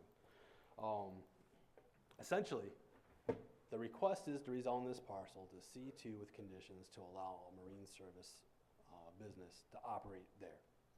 Right? So that would entail the keeping of boats, minor boat repair, sale of boats. And so that's essentially what the request is. Now, when we look at the master plan, right, the master plan has identified this area as community commercial. And that is appropriate uses are retail and services located at major thoroughfares and intersections. The intent of this is to provide services to the entire community rather than a single neighborhood. We look at existing conditions. Sewer is not currently available to this site. This is an interesting site for lots of reasons. There's a force main that goes right in front of it, but they cannot actually connect to that. The nearest sewer that can actually be connected is approximately 950 feet to the west. Water is not available here, and the location that the line for Chateau is now taking does not bring it in front of this property. There will be a pathway on the south side of Silver Lake Road for the State Bank Trail, and this road is classified as a minor arterial road under the jurisdiction of the Genesee County Road Commission. Now, the Planning Commission's had a lot of discussion with this parcel and with the owner, and one of the items that came up during discussion was that during this process of the rezoning, the applicant began storing boats on there, right, that which is not in compliance with the zoning ordinance. He had been previously made aware that that wasn't allowed, and he had stored boats there in the past, and they were removed. And when it came time to review, their findings of fact, the number of planning commissioners raised a concern about compliance with the conditions of the rezoning if the applicant wasn't willing to comply with the ordinance as written now. And based on that determination, a recommendation for denial has been made of the rezoning request. So you have a little bit of a unique situation, right? I think that had the circumstances been different, there may have been a different recommendation. You know, a concept plan had been provided that the planning commission provided comments on. But the big hurdle was the non-compliance with the current zoning ordinance. And that is the basis of the recommendation that you have in front of you. You are able to make a determination of what the proposed ordinance is against the compatibility with the master plan, and you can review your existing conditions to determine whether or not the rezoning is consistent with the master plan and should be approved. And you can take the comments the planning commission have made into consideration. And I am here to answer any additional questions you guys might have. What was the vote, Mike? It was 6-0. I have a 6-0 question. to deny? Yes. Okay. I have a question. So you mentioned that sewer's not available on this property? So it's zoned R3, so somebody couldn't build a house there? No, they could. Oh, They okay. do septic system. They'd have to do septic? Yeah. Okay. Yep. Okay. And when you're talking about marine service, so was this applicant talking about putting up like a showroom and? Yeah, I mean, having a they would have a commercial building on parking there. lot and- Yes. And traffic that goes with that? Yes. Okay, thank you. So I was not at the last meeting, that's why I had to ask him what the vote was. I didn't know what it was. The issue that he identified as being an issue for planning commissioners has been raised at a lot of the other meetings, and I was at a lot of them. And the guy brought in, originally what he had brought in was not satisfactory to me. It looked like he was trying to get it rezoned just kind of generally to a C3 and said a few things to make it look like restrictions. We tried to, and the way conditional zoning works, you can't say to him, you know, do this and do that and do this. That's not the way it works. They bring you a list, you look at it and say thumbs up or thumbs down. That's the way the statute works. So I said thumbs down at that point. He came back, he had done a better job at attempting to get it so that it was narrowed down primarily to, because it's basically repairs and sales, and then he wanted to do storage in the back. So he'd done a better job of getting it down. I personally don't have a problem with having a problem with non-compliance. I mean, I didn't know exactly how that worked, because I think this whole process started because of a violation notice. Okay, it was in violation to begin with, and then not only does he not fix the violation, it expands. So, John, I think I don't believe that the rezoning request was triggered by a violation. There has been violations in the past. Okay. That, required, compliance. And we got compliance. Yes. Okay. It's my understanding that the applicant's here, he had a different location, and during the process, he lost that location, needed a place to put the boats. And that's how we ended up, in the situation we did. Right. So I guess all I'm saying, that was a concern for the planning commissioners, and I've seen that over the years raised in different, and there are some places you go, if you're in violation, you might as well just not show up, because you're not gonna get approved for anything as long as you're not in compliance. And that, I think, is the gist of what the planning commission said to you, is that this guy isn't gonna get anything until he gets into compliance. That's how I read between those lines. If you get past that point, is there an arguable basis for what he wants to do? I think so. I don't think it's a terribly bad place for what he's planning on doing.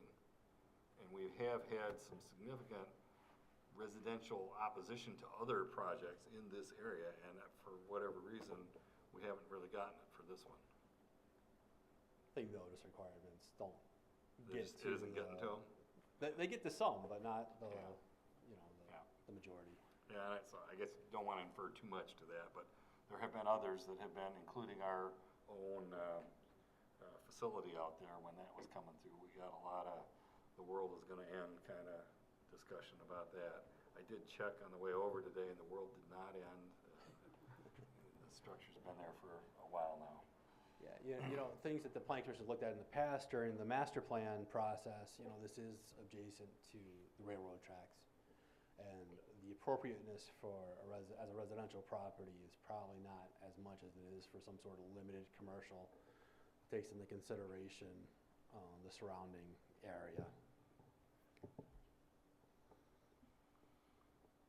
All right, so we're not voting on this bad boy tonight. This is just the first reading, so we got to do a little public comment before we move along. So is there anybody in the audience that would care to comment upon the proposed rezoning of parcel 0621400-003,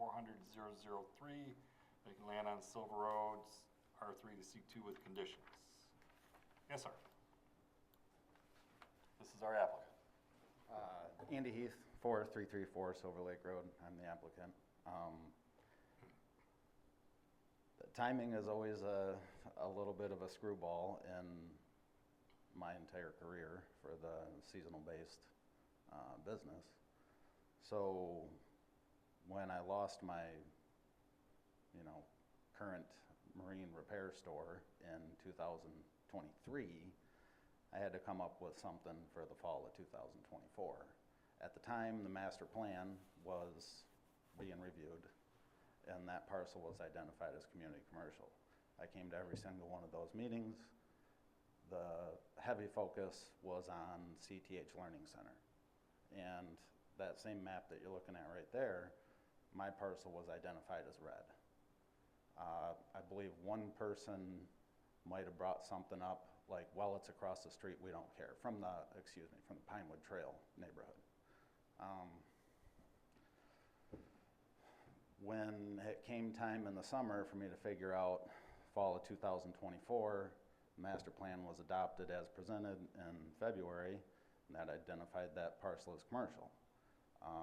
Bunch of conversations with Mr. Deem, guided me through the permits and special use, rezone and special use permit to apply for. Did that. The point I'm making is I've tried to be more than compliant all along, and the timeline for staying in business to move forward with this project and getting tripped up a little bit on the application process and language, and a little over my head the first time going through the rezoning. I think it's clear what I want to do, and you have kind of a vision of what I want to do already back there. And we've been open for public hearing 4 times now. And since I've had boats parked there, nobody's came in and said a word about it. So I guess I would take that into consideration of the non-compliance with the residential ordinance and a parcel that is master plan commercial. And again, being seasonal, we don't get the traffic like a Dollar General would, or a gas station or a truck stop or a grocery store.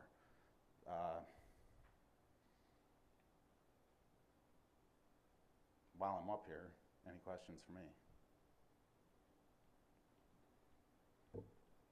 Doesn't look like it. That's my comment. Thanks. All right, thank you. Anybody else? I have just one question. Would you state your name and give us your address, please? Probably for him, because on the paperwork, the parcel address was listed at 4334 Silver Lake Road or something, and we have it as vacant land in our system. So I called to confirm with the county, and I'm wondering where that address came from, because they do not have one either. So before I put it in my records, do you know where you got that address at? I can email it to you, the permit from Density County. Oh, you got a permit from the county? They told me they had no record of it. That's great. Yeah. It was a cash deal at night. But I have an email, so If you got it with the county, then I'll get with Jake tomorrow and have him send me the paperwork. You don't have to worry about that. Anyone else in the audience care to comment? It's the time for public hearing. Time for voting will be at our next meeting, which is? April 15th. Tax day. Go from April Fool's Day to tax day. Nice, very Quite nice. the month. All right, it doesn't look like we have anybody on Zoom, so we will close the public comment and we will take this back up again in 2 weeks. All right, unfinished business, we don't have any. And new business. Award of contract landings at Cranes Cove Water System Improvements. Operations Manager Broker, will you please review? Yes, so with the confirmation of the special assessment role for landings at Cranes Cove, the next step is to formally award the construction contract for the project. As you'll recall, Lawrence Engineering designed and bid out the project with bids opened in early March. I attached the bid tabulation into the packet. Based on the bid results, it's recommended the contract be awarded to Waldorf and Sons, Inc. as the lowest priced qualified bidder. All right, any board discussion? All right, I will entertain a motion regarding approval of the following. Number one, awarding the landings at Cranes Cove contract to Waldorf and Sons, Inc. with a contract amount of $196,115. Authorize the operations manager to execute the notice of award form on behalf of the township and authorize the supervisor to execute the agreement and related documents on behalf of the township. I will make that motion for approval. Second. Motion and a second. Any further discussion? Jack, were you satisfied with the contract changes? Yeah, Tom and I had a couple things back and forth, and all my issues got resolved. All right, good to know. Yeah. Any further discussion? Hearing none, Mr. Broker. Tucker. Yes. Lorraine is absent. Gopel. Yes. Tesler. Yes. Reed. Yes. Clark and Krug are absent. Motion carries.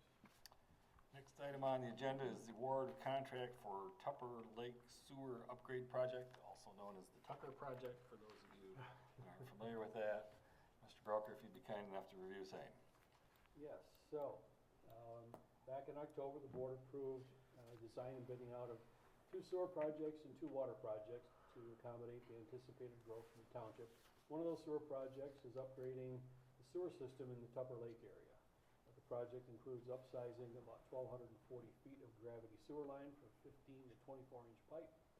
And what makes this rather unique and challenging is it goes under the Shiawassee River.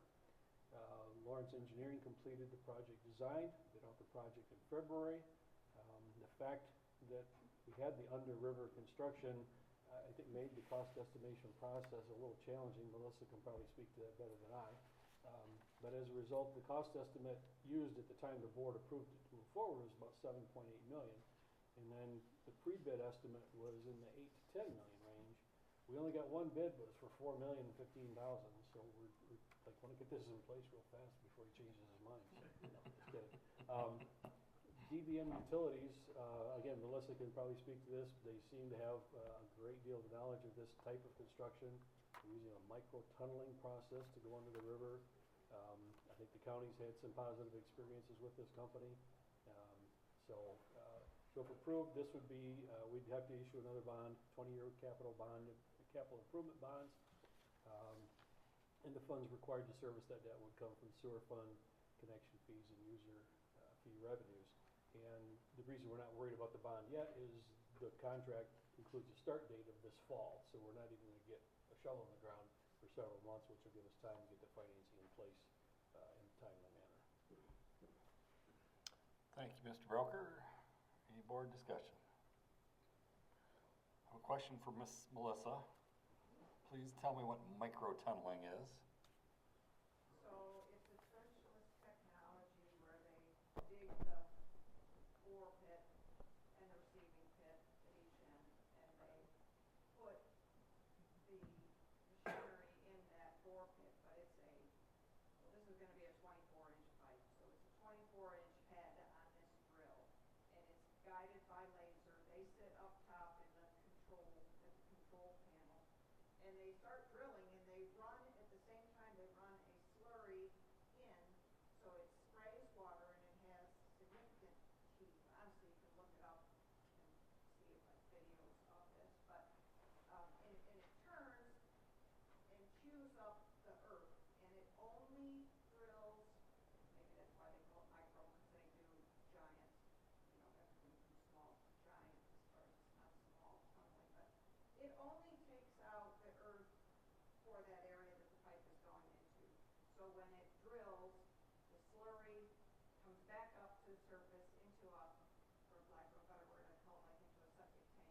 where that slurry goes into the first area, the earth, the particles drop down, and that water is used, goes back down, and that's the slurry. So it's a closed system that continually works.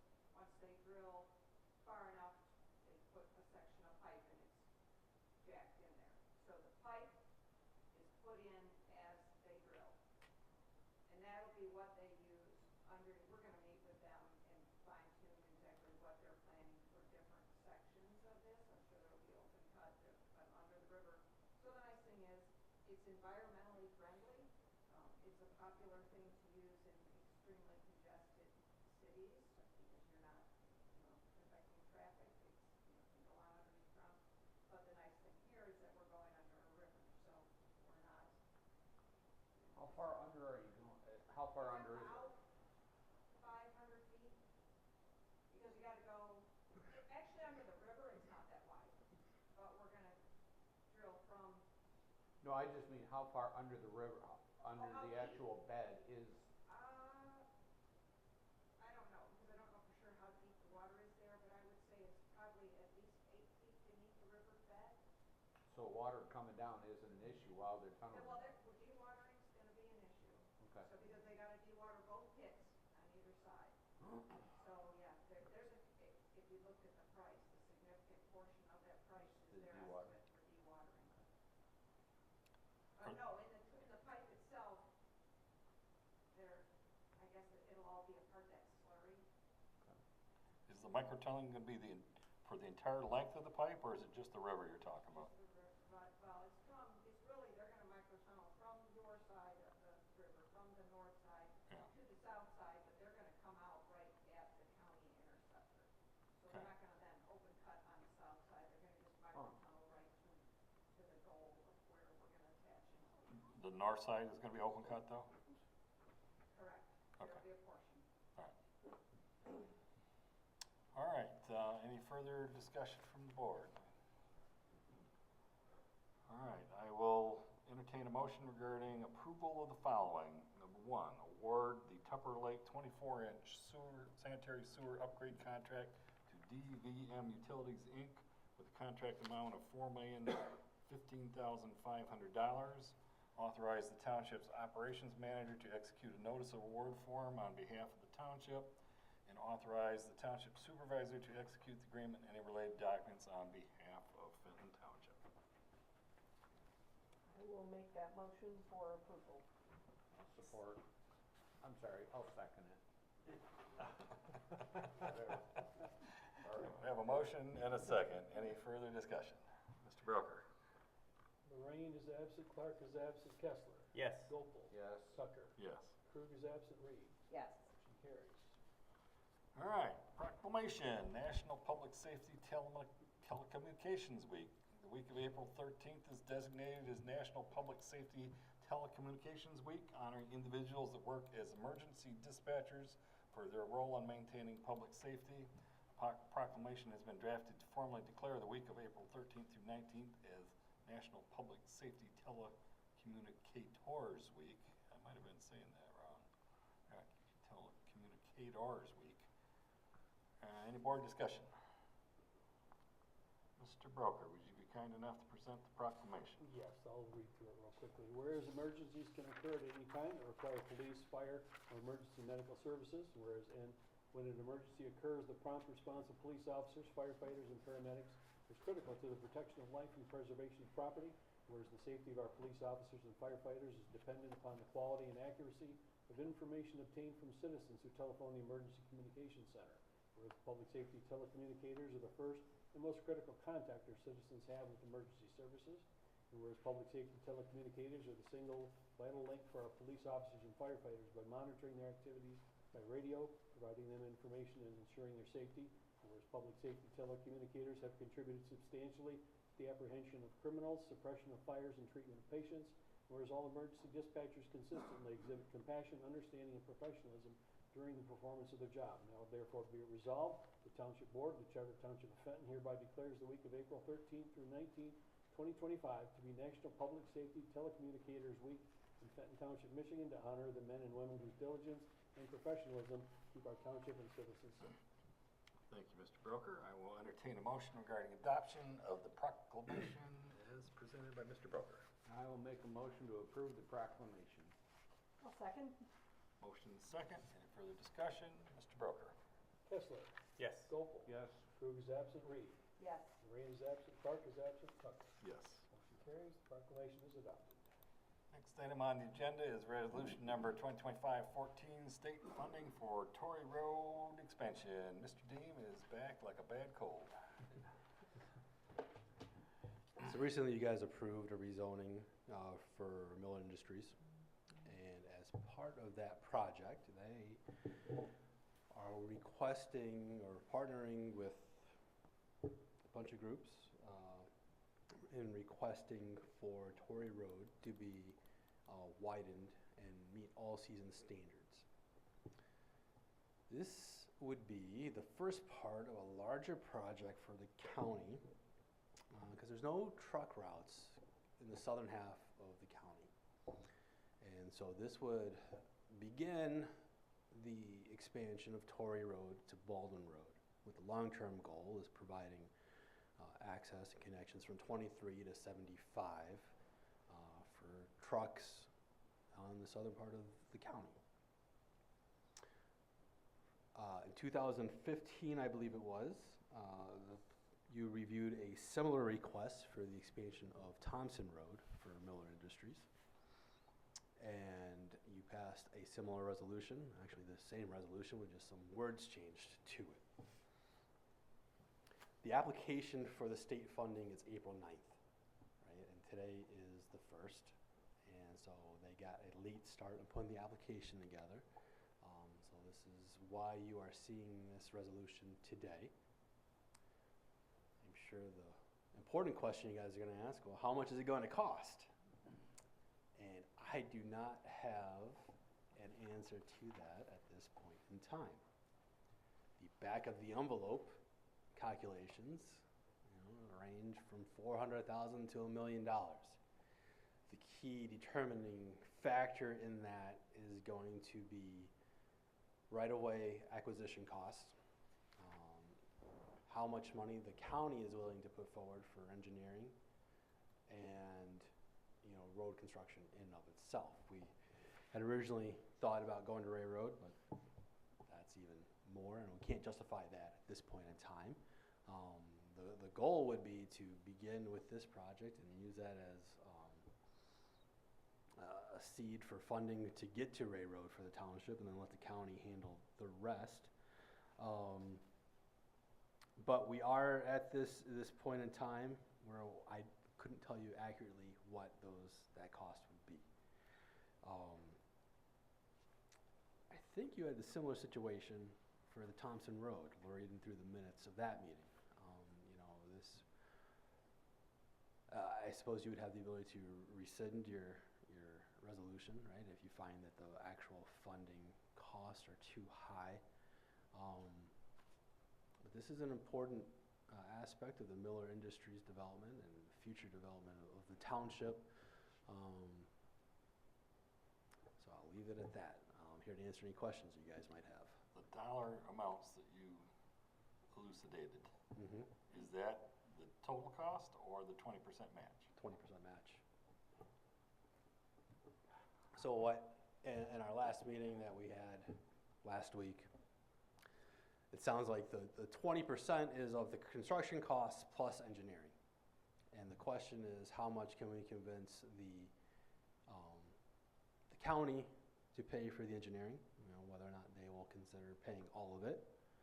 And it also the 20% does not include right-of-way acquisition costs, right? So that, again, unfortunately, we don't have real numbers, right? And so, spitballing what's worst case scenario, $100,000 for right-of-way acquisition.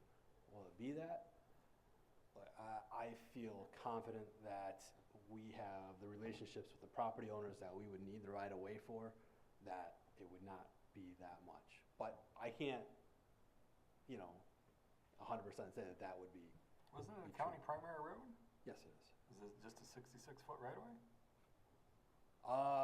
So I think it narrows down as you get further north on Terry Road, so Torrey Road, so that by the time you get to where the entrance would be, it is down to 66. But it's bigger by Thompson? Yeah. And we need more than 66? Mhm. And the concept is to create a truck route that allows connection between 23 and 75, and I assume that means up Torrey Road and across Baldwin to Yes. the connector? Correct. What happened to the midterm plan to put a ramp on Baldwin Road on 23? That has not made it any of the, It's not moving along? It's been long-term forever. Somebody had told me it had moved to midterm. no, I think that when you, so the US 23 corridor, so you were not here at the last meeting. Yeah. So they made a presentation. That's not one of the recommendations that they had. So it's not going to, I don't believe it's going to be in the transportation plan going forward. Oh, being dropped? That's my understanding. Okay. I think that's probably a benefit to the township, right? Because it encourages Traffic through here. traffic through Thompson Road as opposed to skipping Thompson and going to Baldwin, especially with the new infrastructure coming in. With everything that's going on in Mundy, it sounds like Torrey Road is going to be the preferred connector, going forward. So when you stated Yeah. from Thompson Road on Torrey to Thompson, going up to Ray was too much. Yes. So this is literally going from to Thompson Road to Miller's driveway? So it's on Torrey Road, so Yep. it's going to be lining up essentially with the driveway of the storage facility. Yeah, okay, and Thompson Road. That's the whole Correct. scope of this project. And they want, and the township residents have to fund 20%, match 20% of this to give Miller a thicker pad to drive their trucks to Thompson Road. You know where I'm voting with this, right? Yep. Am I the only one seeing this? Or are you all just being more diplomatic than I am? Well, no, I understand the point you're making. This is a new one to me, and I think he's How not many helped. feet is that? I don't know off the top of my head. He's not helped Not a by the lot. fact that the deadline is upon him. That's what the. Yeah, what the look, I mean, issue is. obviously, we like to be able to get you real numbers, right? And I want to present the worst case scenario. I don't care if it's a buck. Well- I'm not making somebody at And Owen and Linden pay for Miller's driveway. Sure, and that is a perfectly valid, Well, thank you. stance. Look, God. I would be hesitant if it comes in at $1 million, regardless, right? Even if Miller was going to be providing $2 million in taxes, that's a lot of money for a short stretch of road that. That benefits one person, one company. Let's call it the way it is. I will. Yep. No. Okay, anyway, I'll shut up. Had a hand in the back. Yes, sir. Isn't there also a proposed, they're gonna close the Fenton Torrey Road intersection this year, this summer for a roundabout? Well, I hadn't heard that one. They are, they're gonna close it, that's what they're doing, they've got to close now to do that bridge. So So it's the people between Fenton, it's Fenton and Baldwin, but it's next year, April 26th. They're going to be closing, close that, put a roundabout. put a roundabout there, and then the traffic will be rerouted Torrey Road. Is the bridge going to be done by the time they get to that point? I think that's what they're doing now, so those two of them between those two to get out. We don't do instant gratification. Yeah, That's I guess. That's not my job. So, yeah, look, all of that is going to play into it. The road commission obviously is aware, if this project were to move forward, that would all be done so that Torrey Road wouldn't be, so both Torrey Road and Fenton Road wouldn't be closed at the same time. So it seems like too, even if we were to agree to this, like right now, it's just a very short stretch. It seems like if you did a longer stretch at a time, it would be cheaper than doing piecemeal if the end all is. On a per to square make foot basis. The you're truck talking. route Right. all the way up Torrey Road, all the way to Baldwin. Well, yes, and that benefits the beginning of Multiple, the whole, yeah. yeah. But then the 20% of going all the way to the township line now maybe doubles. Oh, maybe more than that. But her point is though on a per or linear foot or square Right, foot or yeah, whatever it it'll is, make more sense to basis do that the it, whole thing. because it is, this is a lot of money for a short, Very, For a very short small stretch. job. So what happens if we say no?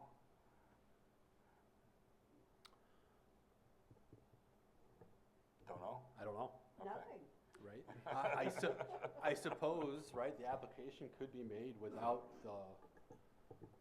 without the resolution. You get the actual numbers, and then you make a determination at the time, you know, when you figure out what the actual funding would be. Yeah, I have an issue with that too, asking us to adopt a resolution when it's sort of a blank check. I give you a raise, right? I mean, that, you know. There's a pretty big range. On the back of an envelope, if I remember. I don't think that Not a dog's, lot to back it up. I don't think this dog's gonna hunt. What do you think, Cass? I don't think so. Yeah. Okay. All right, thanks, Mike, good effort. All right, so we probably gotta go through the motions here anyway. Tom, will you go ahead and present the resolution? Sure. Resolution 2025-14,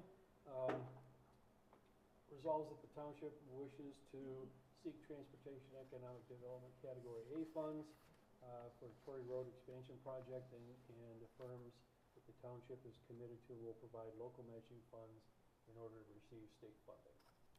I will entertain a motion regarding the adoption of resolution 2025-14 as presented. I'll make a motion to approve the resolution as presented.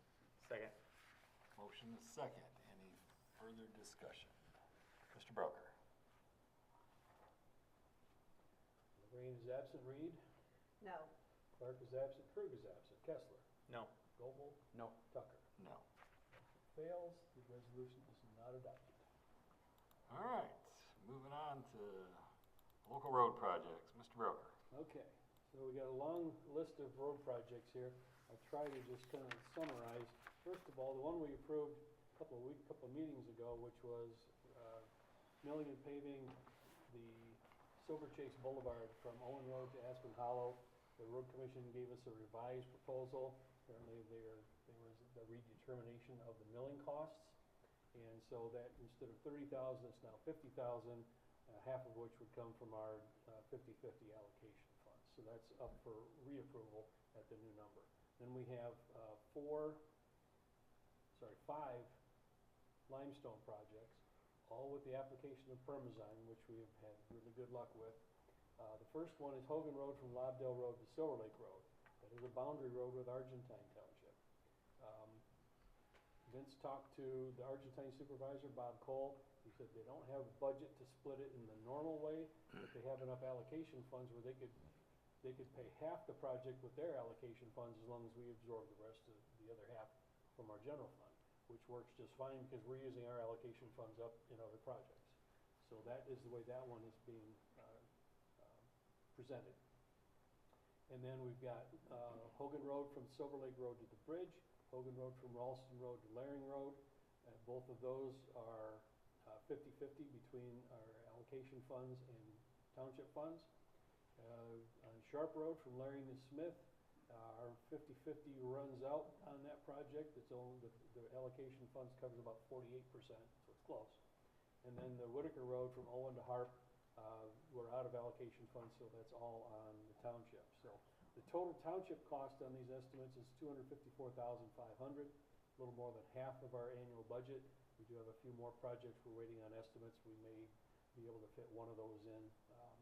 But based on what we have, and these were all projects that were identified during our public hearing back in January, I would recommend that all of these be approved.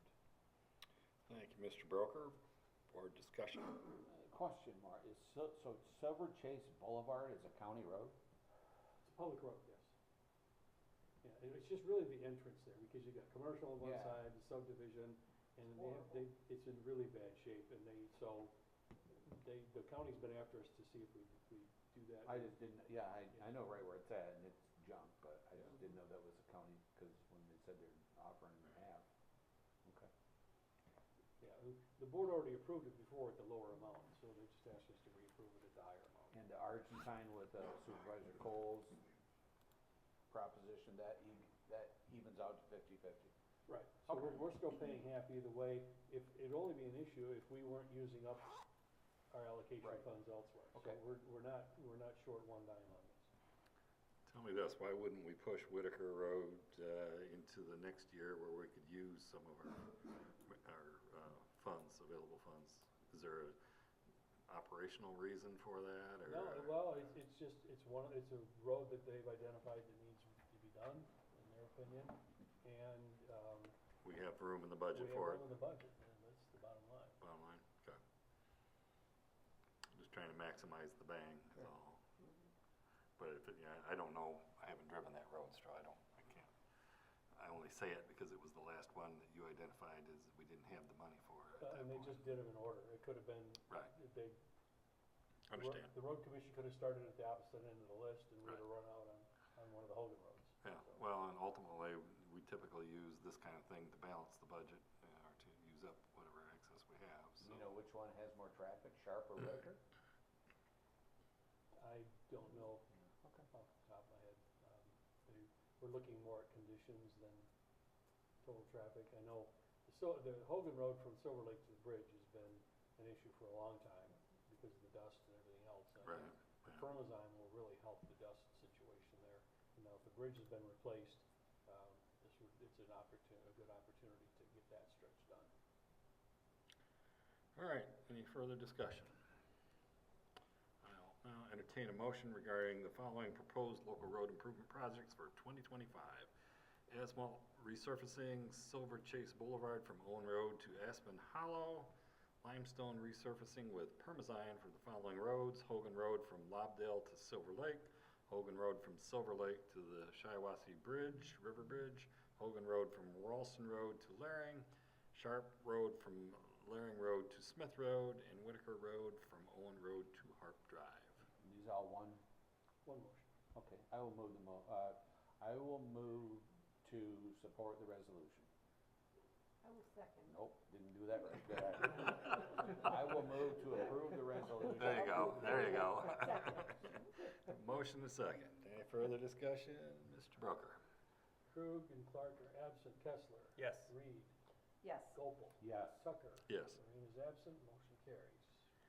All right, resolution number 2025-15, authorizing issuance of special assessment bonds. Mr. Broker? Yes, so, the two special assessment rolls that were confirmed this evening were the last two projects that were being financed with a single bond issue. The others being Glen Devon, which was approved last meeting, and Pinnacle Shores, which was approved and already built last year.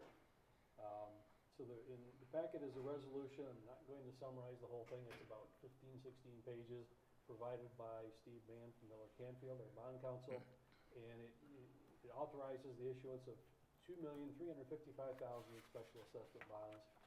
One note is that the final bond amount will probably be less than that, because at the time that they do the sale, we can't bond any more than what's still owing on the special assessments. So the folks that got their letters 2 weeks ago from Glen Devon, and the folks that will get their letters this week, will have till June 1st to pay off their assessment without interest. So any that are paid off by the time we commit the bond issue will be reduced from that amount.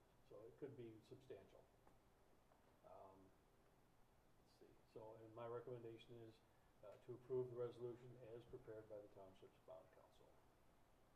Any board discussion? Tell us about this resolution, Mr. Broker. Well, it approves, authorizes the issuance of $2,355,000. It has all kinds of language about the notice of sale, the format of the bonds, the maturities, it's all in there. Typically, we don't try to go through all the details on these because it's just a little too lengthy, so. So I will entertain a motion regarding the adoption of resolution 2025-15 as sort of half-assed presented. Move the resolution. It's getting late in the day. I will make a motion to approve the resolution. Second. All right, motion and a second. I'm only kidding, Tom. If you I'll call, save some time. he's not gonna call the roll now, are you? Mr. Broker? Reed. Yes. Gopel. Yes. Tucker. Yes. Kessler. Yes. Lorraine, Krug, and Clark are absent. Motion carries. Resolution is adopted. Since we're having such fun with resolutions tonight, why don't you talk to us about 2025-16, Yeah, authorizing so- capital improvement bonds? So this resolution, very similar in format and length. This is for water projects. So if you remember, we had done a temporary loan of $2.1 million from the general fund to the water fund to pay invoices to the county for phase 1. So what we're doing, there's 3 components to this bond issue. So you see the amounts in the memo. $2.178 million is for the final costs for the township for phase one. When we consider that the board originally authorized up to $5 million for phase one, the fact that we're spending less than half of that is a good sign. Phase 2 and 3. So most of that project was funded from the Michigan Drinking Water State Revolving Fund. And they including a 25% grant. But as the county anticipated at the start, the actual total cost for the projects would be more than they got approved for at the state. So this represents the township share of that amount over and above what's being financed through the state. So it's $1.294 million. And then lastly, we've got future other phases that the board is authorized to move forward on as far as design and bidding.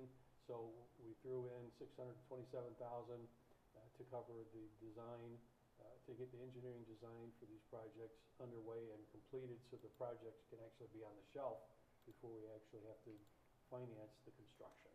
So it's a $4.1 million total bond issue, and my recommendation is to adopt the resolution. Thank you, Mr. Broker. Board discussion. Mr. Gold. None. Christine? I'm good. I'm good. All right. I will now entertain a motion regarding the adoption. Oh, you got to pay a percentage, haven't you? Yeah. You got insulted the last time. I wouldn't do it either. No, it's fine. No, it's like I say, there's lots of boilerplate language. The gist of it is it's authorizing the issuance of $4.1 million bonds. Thank you for your brevity, Mr. Broker. I will entertain a motion regarding the adoption of the resolution as eloquently presented this time, number 2025-16. Move the resolution, please. I'll second. We have a motion and a second. Any further discussion? Mr. Broker? Clark is absent. Kessler? Yes. Krug is absent. Gopel? Yes. Tucker? Yes. Lorraine is absent. Reed? Yes. Motion carries. Resolution's adopted. Board comment. Any comments from the board? I want to know who put this agenda together because you people will never let me run a meeting again. And it's not my fault. This is not. Yeah, I know. I know why he's hiding over in Grand Rapids. He wanted me to have to do this. So thank you all for your endurance tonight at the table and in the audience. Long, difficult meeting. Any other comments? Public comment, agenda or non-agenda items. I see the chief has arisen from the Taco Bell, but we got a gentleman in-house. Hang on, chief, we're gonna find out how things are going, but come on up. You're here, you get priority.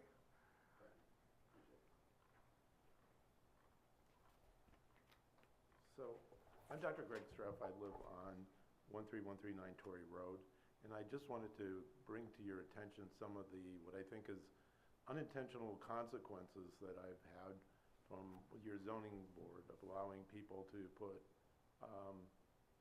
take a small parcel and put a large house on it with 5-foot limits. This started this summer with our neighbors, and I had surgery and was at home, and the builder came over to us and said, hey, I want to run through your property and I'm going to destroy it because we don't have room to get a skid steer down there. And I said, no. Well, he just took the temporary boundary lines and moved it and ran through there anyhow. The neighbor knew we didn't want him to do that. And so just a couple weeks ago, we were gone. I was working, my wife was gone. We came home to find that they had now taken a bucket truck down there, a front loader down there, and totally tore up our property. I don't think any of you would like to have that happen to your house, have your neighbor take a bucket truck through that property and destroy it. I mean, if you drive by the house, you'll see that our pipes for our water system are sitting out there for the irrigation system, and he's also destroyed our drainage system to the house. There's dirt all through this. I talked to Mike, and they had pictures. I don't know if they brought you the pictures up here of what we've seen in the letter that I wrote to the board, the zoning board. I talked to the zoning board about this. But I really think this is creating, and I talked to some other people, I know there's some civil suits going on because this ends up being a civil problem. But I think it's, one of the things that I personally want is to have good neighbors and be good friends with people, not to have people suing each other and creating animosity between neighbors.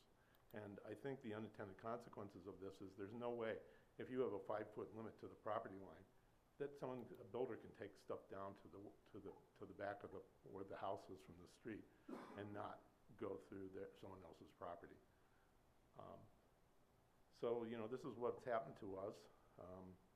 We're in the midst of this, but, you know, I know that they say they'll repair it. We've talked to one of the people that their neighbor built a place and they put a big hole in their yard, and the builder said we'd fix it. And he told me their idea of fixing it was throw gas seed in it, so he ended up having to pay out of his own pocket to have dirt brought in and to be spread out. So, I mean, if you drive by the house, you can see the mess, and if you look down there, I mean, the dirt's almost to our house. I also would ask a question is, one of these houses go up in fire, and it's a big fire, and the police, they don't stop it. What's going to save the other house from going up in fire too? Also, I understand they put a big pool in there. I understand that the township doesn't have a fence wall around the pool. So you can have a cover on the pool, but the covers, you know, somebody lost a dog last year on the pool. The dog went through the pool during the winter cover. So, I mean, I think there's a lot of dangers with that too. So I just wanted to bring it to the board's attention. I appreciate you listening to me regarding this issue, but my whole feeling is I would like to have neighbors that we get along with. I don't want to have enemies as neighbors. I'd rather have friends. So I appreciate listening to me. I don't know if Mike gave you the pictures. You know, honestly, I'm sorry, I forgot. Yeah. But we haven't discussed it. I'll make some. Yeah, Mr. Deem talked to me about it after our planning commission meeting, so I'm aware of it. Yeah. And your view is that the setbacks should be bigger, is that Well, I what you're think telling us? one of two things. I think, you know, I think you have two choices. One, make the setbacks the setbacks larger so that they can do that, especially if you're going to put a small house on a thing. I mean, you're right now requiring that if you build a new house on a property, it's got to be, you know, if it's the existing thing, they want 100 feet of land from. But if not doing that, I think that they need to get some sort of I think they have to have, before that gets approved, it should have the neighbors signing off, realizing that there's a high probability that they're going to go through your property and do it. And my neighbor knew I didn't want to, and when I talked to him about it, he said, well, you knew I wanted a pool. That was his comment. And one of the people on the board, the zoning board, said, well, I wouldn't let them go through my property like that. I would have stopped them. I said, well, it's really tough to stop them when you come home and find that they've gone through your property. It's very disturbing. So I have a question for you. So was the most damage done for the house or the pool? For the pool. The most damage was done putting the pool? Yeah, and they didn't even have a permit for it when it went in. Okay. Thank you. Yeah, thank you very much for your attention. It's not an April Fool's joke. I don't blame you for being ticked off either. I'd be ticked off too. Have a permit for the pool? No, of course not, because that would only be helpful. Well, and if you're building you know, in my mind, and I know exactly where you're talking about, if you're building that house on that lot and you plan to put a pool on the lakeside, you either pay more to barge in the machinery and the materials, or you put the pool in first. I mean, it doesn't take a rocket science to figure that out. I mean, I don't work in construction, but it's just logic. Yeah, so there's a couple of different topics here, right? You have his specific situation, and yes, it was a variance that was granted, but the situation would have happened regardless, just because of the unique situation of the property, because the property narrows down, and our zoning ordinance allows a 5-foot setback for properties that are 60 feet wide or less at the setback, right? And so the house itself is at the setback. So the house only had a 5-foot setback to begin with, right? So the issues that he had would have happened regardless if the variance was granted or not. The issue with the pool, state building code allows auto covers now, right? We didn't have a say, right? So that's a thing that can happen.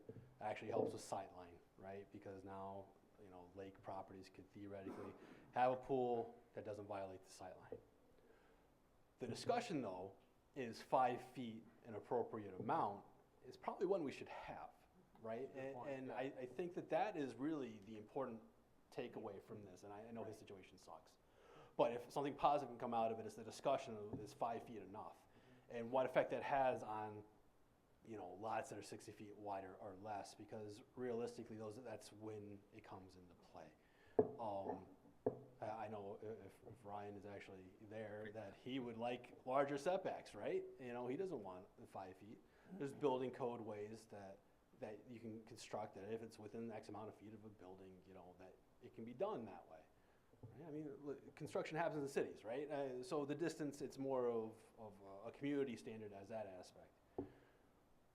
But he's not the only person where, trespassings happen on these smaller lake lots, and I don't know, I feel like it's something that should be directed from the board to the planning commission to review. Maybe this is something we can add to the list to talk about when we have some sort of joint meeting, open house, to discuss some topics, and we probably should look at that ordinance.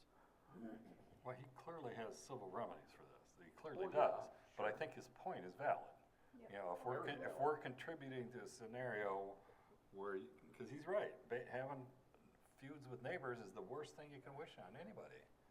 You just don't want to do that. So if we're doing that, I agree with Mike. I think we need to take a look at it. Now, the competing interest is when somebody comes in and says, I only got a 45-foot, and I have to pitch a tent instead of build a house, and you're gonna hear that kind of thing. But that's what it is. It's competing interests here, and I would be mad if I told them no and they came and did it.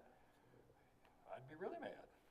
But I'd also exercise my civil remedies, because I know how to do that too. But That doesn't necessarily give you a good neighbor. no, it doesn't. It gives you. My point is, I think, I don't want this to happen. I'd like to see someone else. Yeah, so you don't know me from Adam, but I'm a real estate attorney, and I've been dealing with real estate problems for over 40 years. And some of the worst problems are neighbor problems, and particularly riparian neighbors, because riparians are the worst. And I can say that because I am one. They're very territorial, they're very defensive, it's a bad scenario. So I am in complete agreement with you. You don't want to have a bad neighbor. I mean, I've got scenarios where they had cameras pointing at each other. I had a guy park he saw the guy who had people over for a picnic out in the backyard. He takes his riding lawnmower out, fires it up, parks it on the lot line. Leaves it running? It leaves it running. I mean, I could tell you stuff. I mean, you don't want that. That's that's his point. Worse than that, I did bring up that they were stealing electricity from us too. And kept stealing it just like on the police. Boy, now you wish you bought that lot, don't you? Well, it wasn't for sale. It was a small house on it. Yeah, well, I appreciate you bringing it to our attention. I think we will, in fact, take a look at it. All right, anybody else in the audience, public comment? Chief, what do you think about 5-foot setbacks? You know what I think about them. Okay, that's what we thought.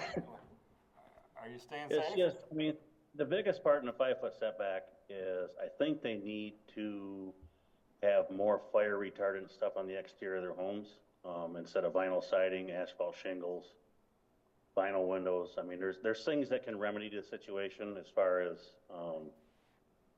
just normal building materials like we use in our everyday residential homes. Like, they can put brick on there, steel. I mean, there's all kinds of things they can use to remedy it. But, allowing the 5-foot setbacks, that's just something that we have to be prepared for. Can you get your trucks through?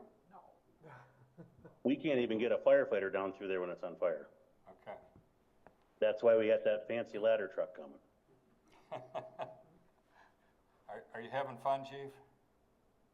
It's been like 86 every day, so it's not bad. All right, I'm ready, we're closing public comment from the chief. Thanks.